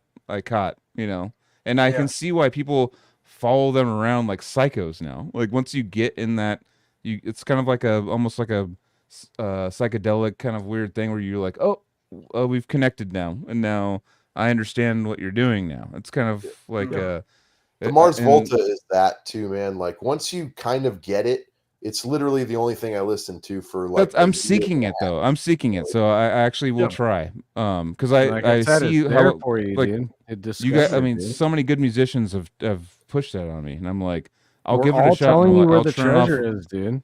We Yeah, all but gave you the I- treasure map. But I don't want to go through the battle to get there. Sometimes I'm like, Well, all right, well, they're this one of is the tough. they're one of those bands where it's hard to imagine the vocals being anything but what they are. Like it's part of their sound, it's part of their style, because they're drawing not just from like R&B and like Latin music and jazz. There's a lot of like that, I guess, kind of edgier, kind of pre-punk, like MC5 and like that old school rock influence that's there, where it's almost like very much like controlled chaos. And like honestly, it's like I went down this big rabbit hole of watching a bunch of their live performances, and it was kind of hard to go back to the studio because like the live performances were just so out of control, and they were just so on fire and locked in. It was like that intensity was like just reinterpreted live in a way that was like so special. But I still, the studio albums I think are perfect. But yeah, just I definitely there's a great concert of them as like Australia's Big Day Out, like I think it's maybe 2004, 2005. Really good, good quality footage and great production for the time. Yeah, definitely check that out. I saw them in 2005 open for System of a Down. Oh, nice. Oakland Coliseum. Were you And like it was 7? I was Sorry. 15. It was indecipherable noise in a stadium. That's what I've heard a lot of people say, like, especially people who were there to see System of a Down. But I heard that they were just like way too loud, and like I was the sound 15. was just bad. I don't know. I had a friend who went to that, and he said like the sound of that show just was not great. Like you just couldn't. I saw Hate Eternal the same year, and it was the same thing. It was just noise to me. I didn't. Really I had that with Hate Eternal. I really loved them, and I wanted to. I just couldn't make out shit. It was just like a wall of noise with not any kind of concrete, like anything. I was just like, I felt that before too. This. And yet we saw Dillinger Escape Plan when Calculating Infinity came out, and it was with the new vocalist, and it was a wall of sound, and yet like the crowd was like murdering each other. I know. Yeah. Something about Dillinger. It's That's like, inside- I just hear that's a inside note and I'm like, murder. oh, it's that song.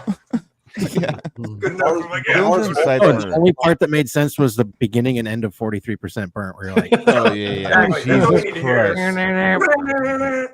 yeah. I will if I Volta see them. headlined Outside Lands, and it was the sickest shit ever in Golden Gate Park, and like right when the sun was going down, and their visuals were tight, and their set was dope. So check that performance out too. The Okay. Outside. Sick. Yeah.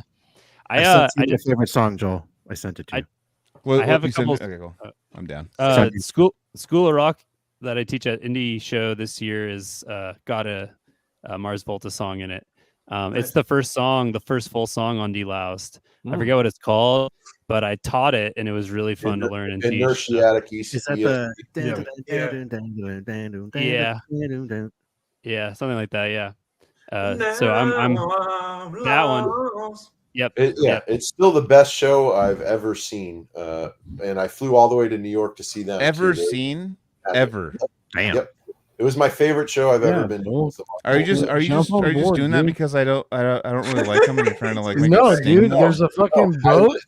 They played The more here. you hate it, the and more I love it. they did a reunion show, and I saw them 2 days in a row. I flew to New York to see them. I've seen them every time they've come since they changed my life musically. There wouldn't be so many ontogeny riffs and anomalous riffs that I wrote. Hey, Nate, remember when I showed you the Mars Volta? Oh, Actually, put the on- first time Daddy speaks. Okay, well, Daddy's wrong. I remember. The first time I heard- showed you a track off of Bedlam and Goliath, and you kind of made fun of it. You were like, "What is this like?" Latin? I was like, "Oh, you're lost, bro." Well, no, the first Also- time I heard the Mars you- Volta was actually at Universal Studios. They played The Loust in the Comatorium. And then I got into them from a Comcast video that was them playing live. And Bedlam and Goliath, when I first heard it, was like, what the fuck are those vocals doing? Because his vocals are like tuned up crazy that album high especially to where it sounds like a fucking kazoo. So go fuck yourself, Tim. I said kazoo earlier. Yeah. All I know is That that you weren't into it. That album was a lot to digest, and really what made me like it a lot. It was Ouroboros, which is a great song, though. Ouroboros. Basically, Joel, we're all on a sick ass yacht and we're coming by the port, dude. You need to jump on the yacht with us, dude. We're all part. I already said fucking kazoo Mars Volta vocals, and then style right fucking now, the dude. biggest fan, best show ever, just said he sounded like a kazoo. So I feel like I'm on the right path, and then I move on from this. It's super high pitched, but like you're saying, I can't imagine the music without it. It really, it's like death metal without screaming vocals. Well, I mean, for me, like what I was actually going to bring up, and we were kind of in the balls deep in it, but like talking about like a band, like, you know, I'm not a big Periphery fan as far as their full catalog, but that first album with no vocals is amazing. Like that's so I listen to that all the time, dude. Actually is that the one with ripped Ray it, they ripped it all off, and I had to go back to torrents to try to find it, and I finally found it because they ripped it all off. Don't even ask for the blasphemy of Cedric List's Mars Volta, dude. Don't even ask for that, dude. Well, that might be the reason. No. You You either dive in or you walk past that. I think pond. you're finding the wrong route to get me. Then maybe I think I think you have to get me through the music first. I tried. The route is you like Geddy Lee. Come on, bitch. I mean, the song that I sent, I think we'll do. I didn't mean to call you bitch. I'm sorry. Yeah, I'm a male human, not a female dog. Anthony, I'm a male. I said I'm sorry. I'm sorry. It was Sickness, right? You sent him Sickness? Yes, that was the first song that got me into Mars Volta. That was he just laughed at you, called me a bitch. Now I have to defend myself. I just look at your dumb hat wearing after son of a bitch. I'm just kidding. All right, I'm just kidding. Snap on. There we go. Dude. That's what my Okay. ears warm. You sent me the song though. Joel, just spin it on us and say we're the idiots again, dude. Like, nah, you guys are. Yeah, you guys don't. You guys like the weird thing, dude. It sucks, dude. You guys like the weird vocalists. It's dumb, But in the dude. end, I it's hate not all the of it. weird thing. They're fucking huge. That band sells out venues, so we're the stupid ones again. Don't worry, dude. And you know, not everything is for everyone. It's fine. You don't have to like bunch it. of It's not- dumbasses. Bunch of dumbasses I'll be around. fine tonight if knowing you don't like it. It's not. I know. You're admitting what I feel like I just did to you, dude. But the way you talked about having to take time to get into King Crimson, I think if you take the same approach, it's taking time. It's taking the time. So like, Oh, yeah. it was something, I think they got introduced to me in the ADHD era of Spotify, and I would be trying to listen, and I'm like, all right, well, next, I had that option just to change it really quick. I didn't have the option to be like, all right, I got to stand up, take the thing out of the thing, and then put another thing. I had to I could just be like, click, I'm done.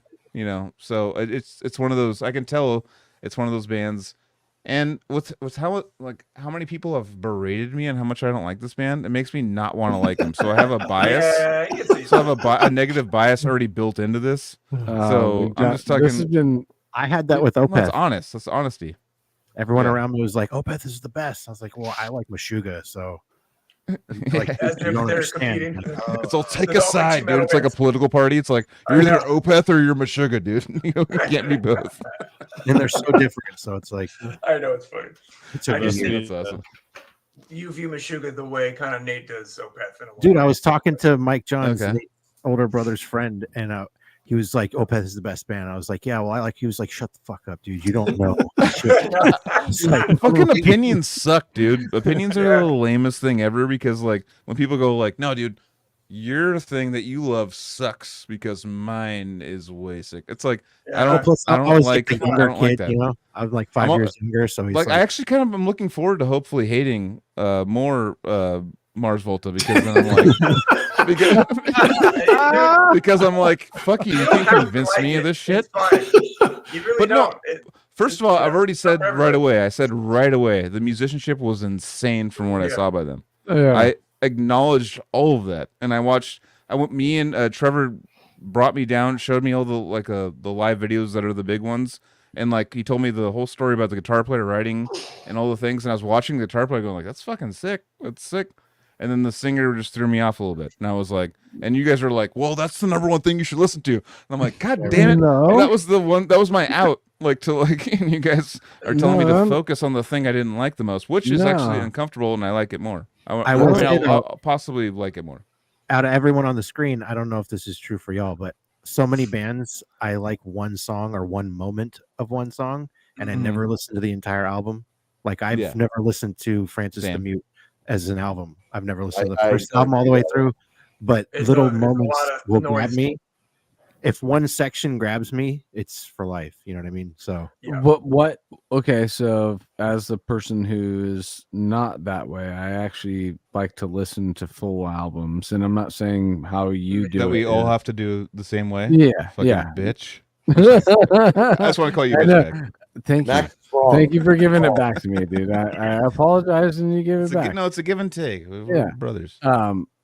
But I am a guy who likes to listen to the full, because if I get one moment, what's to tell me that I'm not going to get another one of those moments, or two or three or four, throughout the rest of the album? Well, sometimes what happens though is the one moment that I love so much. For example, Cygnus, Visman, Cygnus. The best part is from 4 minutes on to the end of the song.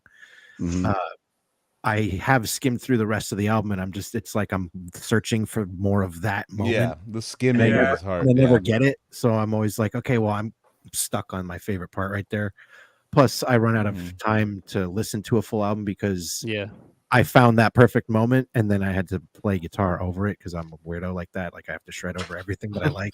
All my time gets spent on that. But two bands mentioned before, Portal and also Behold the Octopus. I just have my one record, and that's all I really care about for those discographies. So early Behold the Octopus, there's this one clean part in the middle of the song that's so gorgeous. Yeah, that's the one. I know what you're talking about. Yeah, I think we all know. I showed my hippie friends that don't listen to metal, and I was like, don't pay attention to the rest of this song, but this part right here is like, it's exospatial psionic R, and that's one of the inspirations for Psionic. The band name is that song. Nice. Yeah, I think that was. I had Starcraft, and then I had Behold, and then I was like, all right, I think I see this word. Did you hear the Behold's new one where it's mostly electronic? I think it came out in the last maybe 6 months or so. Yeah, we had Colin on. He's so fucking great, but he's doing a ton of sick death metal, and that's what I'm Have you stoked heard on some. Indrigathyr is awesome. Yeah, I had that shit on the iPod, bro. Yeah. He said he wanted it to sound like death. I was like, And, that doesn't Dire Missed Wolf. the mark, man. It's like, no, I meant dying. Oh. No, I'm kidding. No, he was like, I was listening to a lot of Chuck Schuldiner and I wanted to write a death album. I was like, damn, you didn't do that. Are you sure? Are you sure you're listening? That sounds very like psychedelic and weird. Man, it's awesome. Yeah, he shits out. Oh, no, and, I shouldn't say shits out. He makes a lot of music that I'm on board for, dude. He produced the latest Defeated Sanity, and I stayed at Vaughn's apartment in Brooklyn. I got to hear half the new Defeated Sanity, and it's already my favorite Defeated Sanity record. Dude, look the at best the one professor, already, dude. Yeah, so the professor's fucking doing things, dude. You ever feel cool? Like I was feeling cool. I got to hang out with Brennan. He showed me the new liturgy that's being worked on, and then I got to hear the new Defeated Sanity. And I was just like, "Damn, this what's is cool sick." is those dudes are playing it for you. Like I'm playing it for the professor, dude. He's like, I'm a lecturer. It's true, but I was listening to it with all of like Diego and everybody, and we got to hear the Defeated on like a really nice record in Vaughn's apartment, and it was fucking sick. It was like a sacred death metal moment. This is the coolest. Also, listen don't I've forget, ever like had. me and Anthony got to listen to a Suffocation album in their studio while they were fishing up. When we were on our first national tour, and we were like walking in, like, oh fuck, this is the, like so nervous. Self-titled, the self-titled one. Yeah. Oh yeah. To bring it back around real quick to unreleased music, I had Yeah. much fun working on this Arioch stuff. Me too. Man. Yeah. I don't know if I'm not sure if you guys have heard what I got to put on it, but it was really cool because it's another one of those times of like I haven't really heard stuff like this. Not like I did that, but I mean when minds meet and you collaborate and you're like, dude, we're making something kind of fresh here. Nice. And removed from the mindset of like we need to blow people's minds. Like so much stuff these days is mind blowing, and it's like cool. It's just one after the other of like, all right, cool, fast, like amazing, virtuosic, like okay. But this was like a vibe, a metal vibe, but like kind of tripped out and it's back to the ebb and flow of thing. That's like the ebb and flow of like the virtuosic fucking Olympic metal to like back to like feeling and heaviness, where like what Anthony was saying in the beginning, like this kind of gives you this old school like fucking vibe that you're back, in that like time that like is soulful, not kind of just like just people competing. It doesn't feel like I'm kind of sick of tech, to be brutally honest. Yeah, it has to have a purpose. It has to have a purpose instead of being a showcase. Like new tech coming out, I'm just like, all right. Like I don't want to see a freaking. I know the sound already. I don't want to see a bulldozer in like a glass cage. I want to see it like digging into earth, doing something. So if you're gonna do tech, like change something, like fucking distort our view on what's going on. Not like it's not gonna. It's like no, the drums are doing this, and we're gonna. It's like no, it's not what the point. I mean, the point initially was to push the envelope, but now when the envelope's been being pushed for 20 years, it's like all right, like we gotta kind of like burn the it's envelope. a corridor of chameleons, man. It's exactly.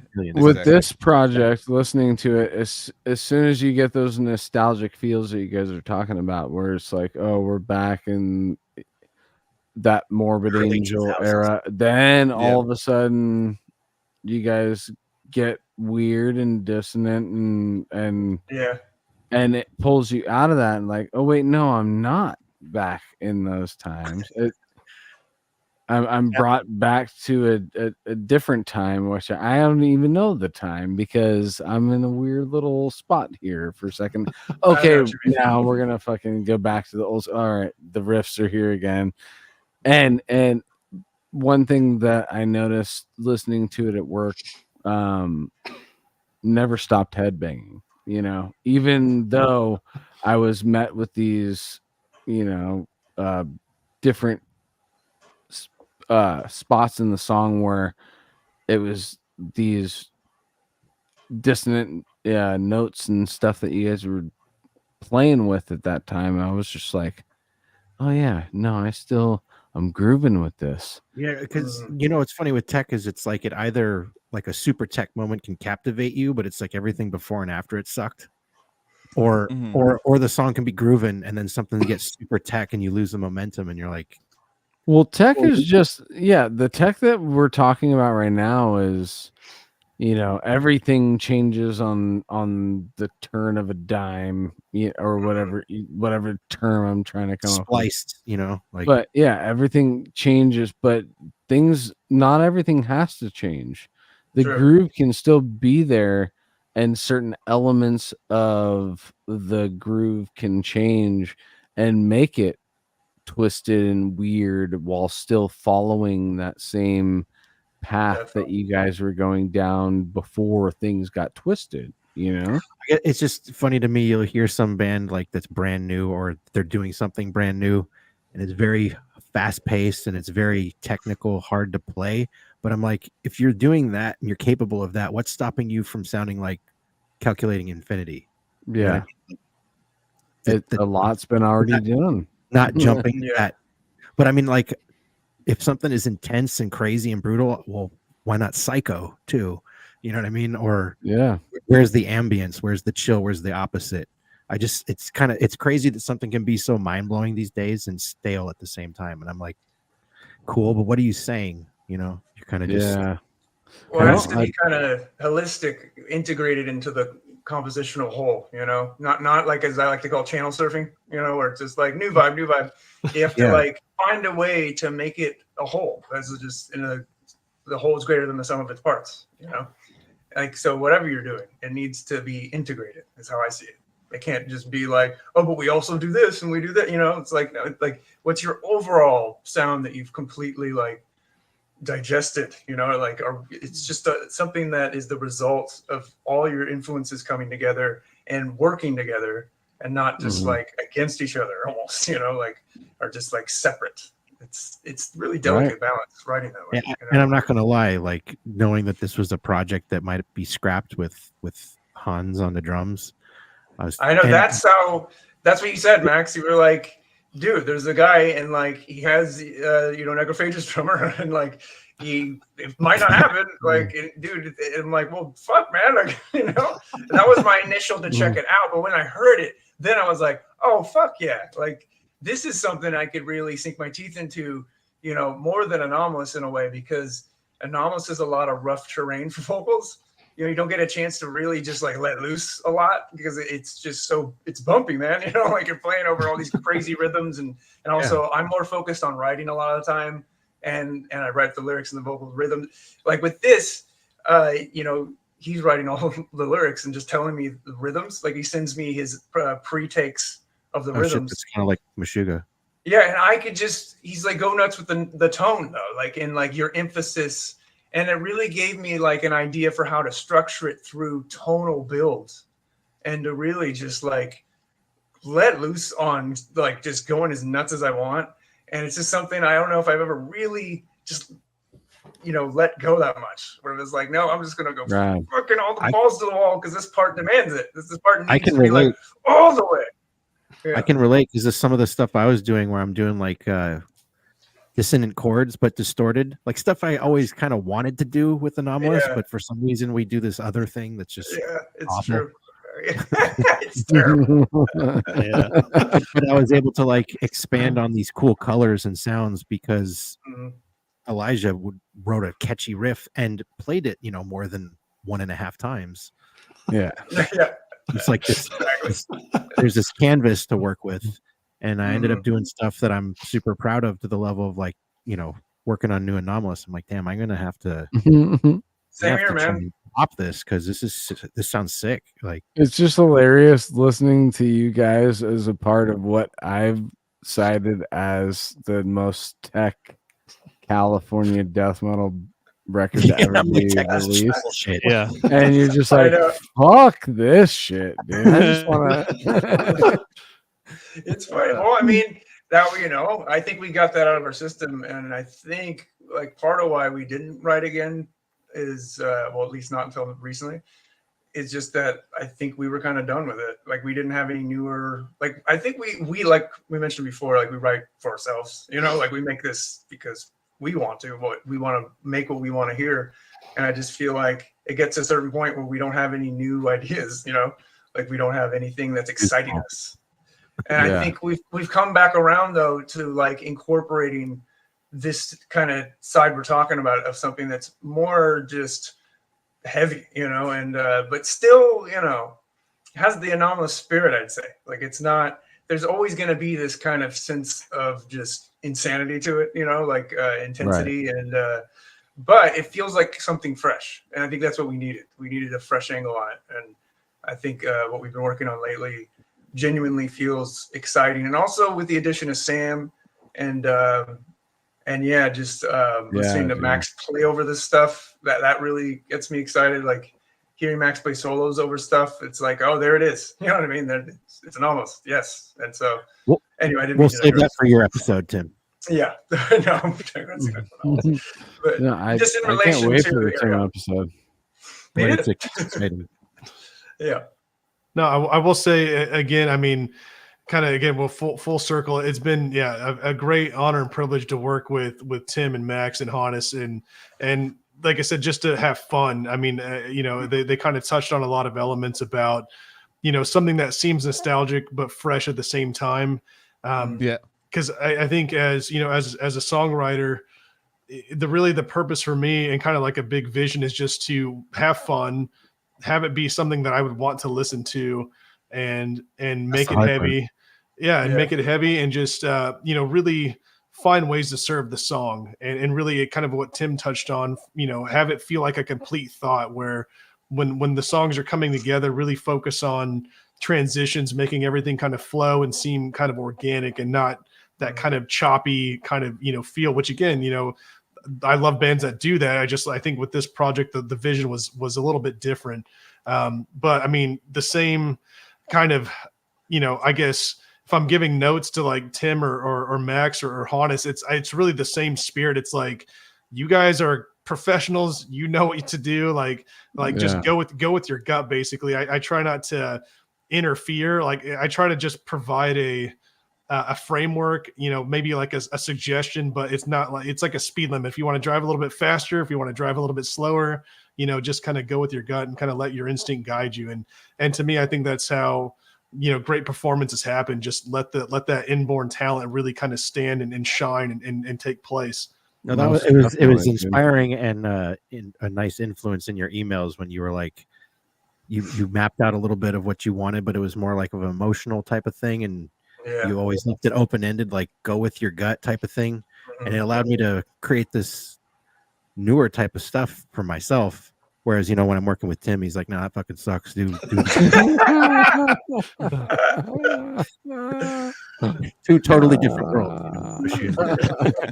Well, and it's funny because I know you've had Hannes on, and you know, and he had talked about this too, where you know he had a past experience with his first band. I, you know, went up to dig deep into that, but he said it was very much, there was a lot of control, and it was very much like you have to play this way at this time, like all of your notes are mapped out.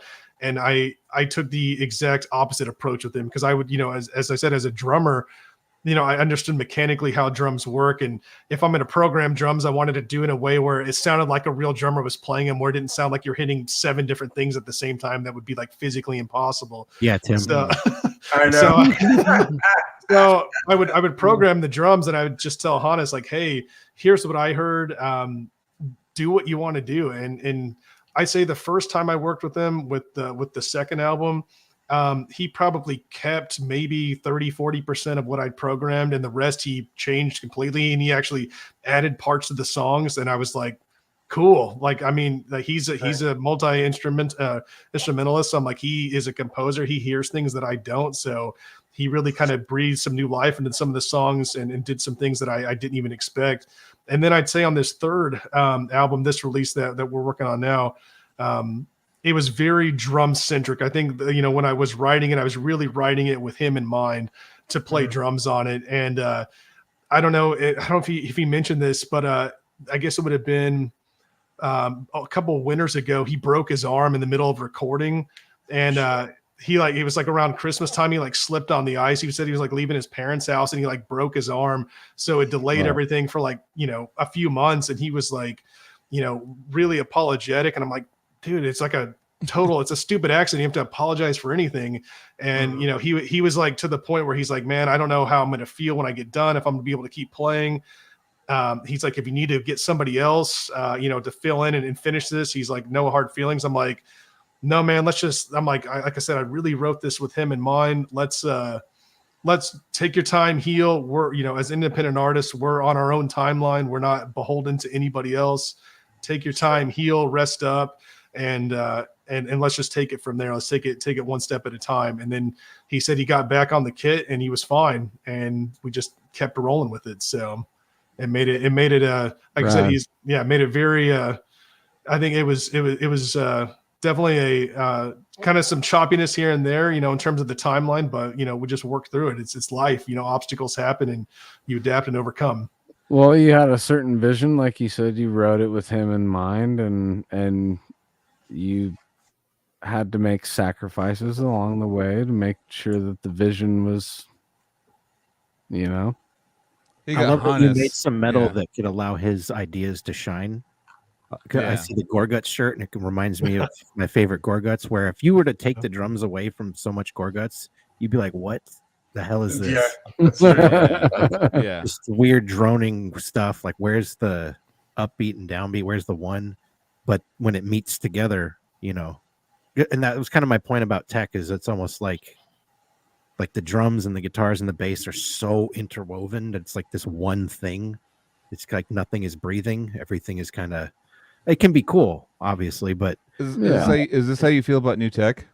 It's how I feel about ambivalent, Oh shit! It can be.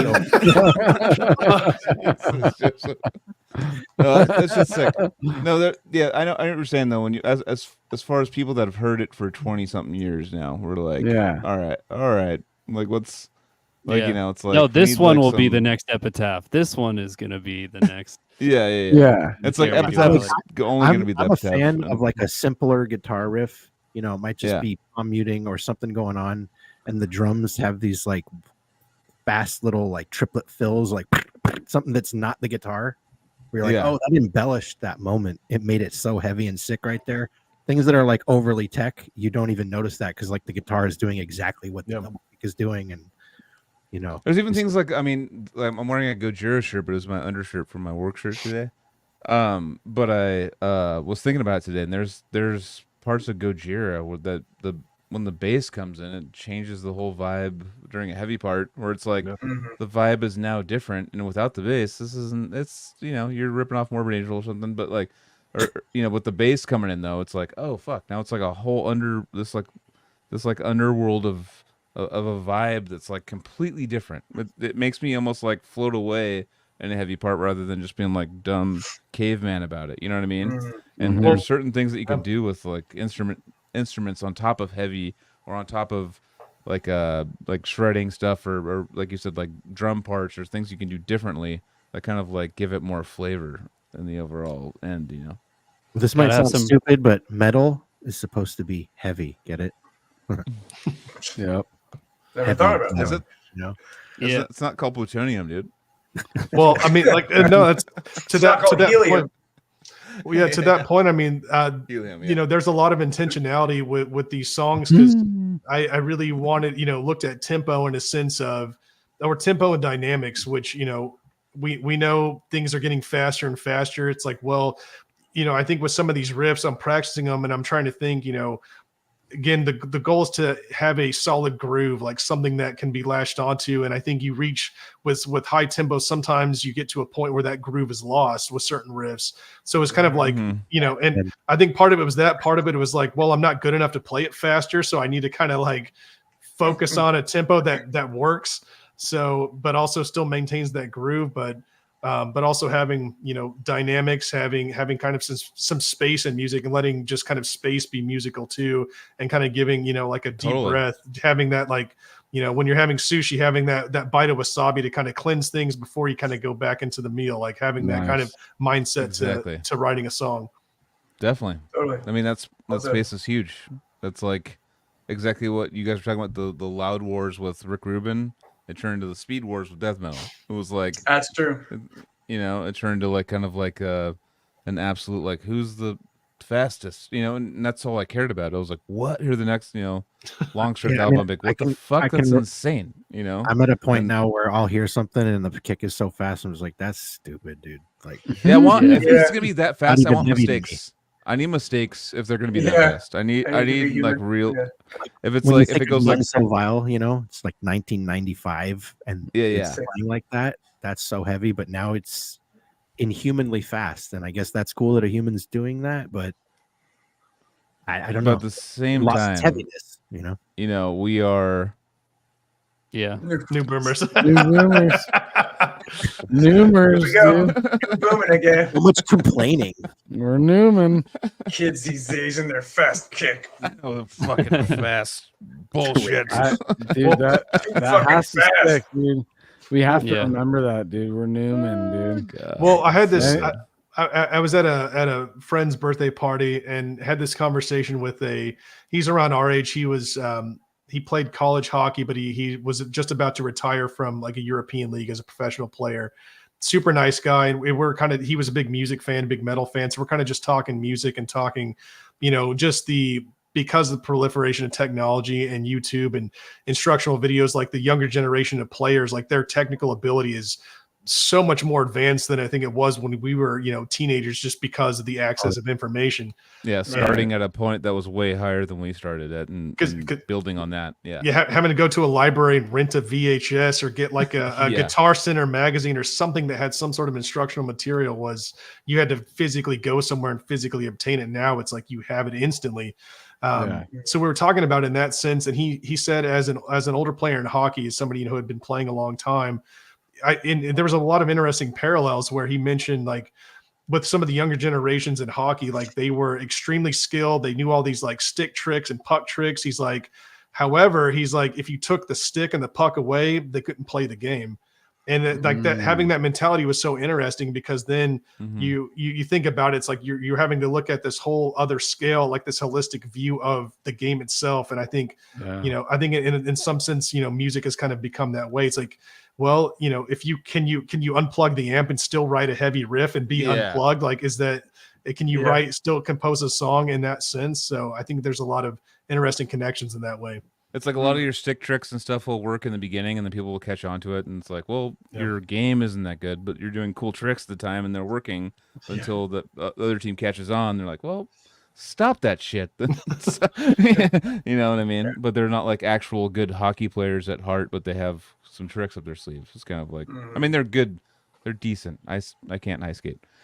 Anyways, puck, the knuckle puck, bro. Yeah, we're pushing 3.5 hours. Yeah. That was fucking sick. This was actually a really good conversation, dude. Yeah, I was really engaged. I loved it. Yeah. It was a lot of cool I mean, I was listening, actually, I'm not going to lie. I was I was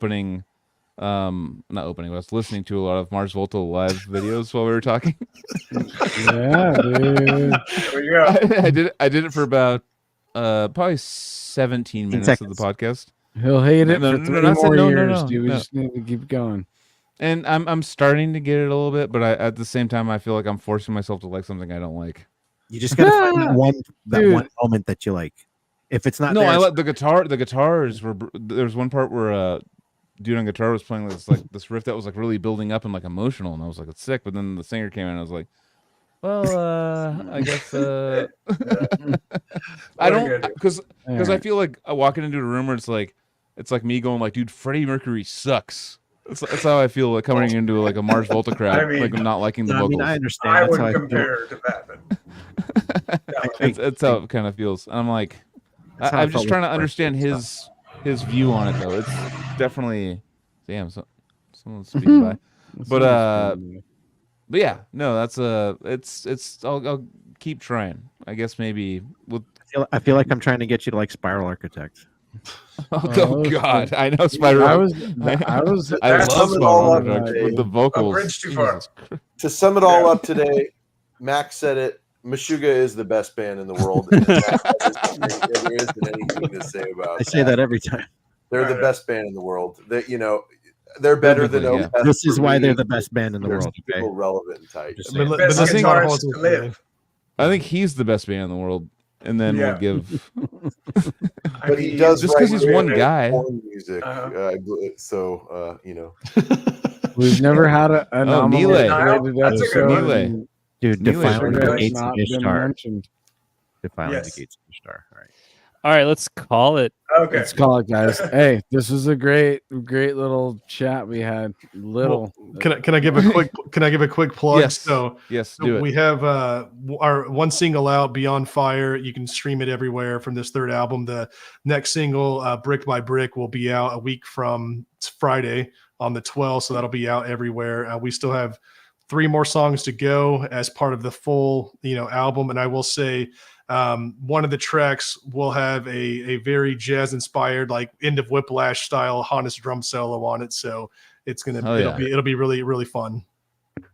Fuck yeah, dude. Right on, Looking guys. forward to it. Thanks for having me. Thank you so much for hanging with us tonight, dudes. Absolutely. Yeah, And, thanks for having me. Oh yeah. Thanks to everybody who's in the chat. Yes. I'm bad at the plugs at the end, dude. Just go to the beginning. Buy some coffee, buy some shirts. Just rewind to the beginning for me. Yeah.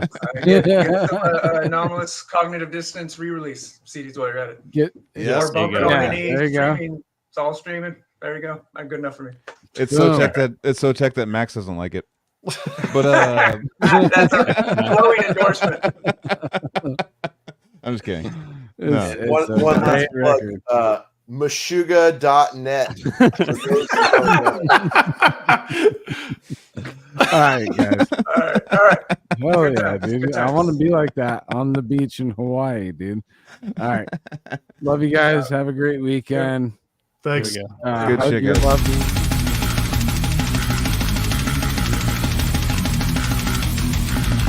Jesus Christ.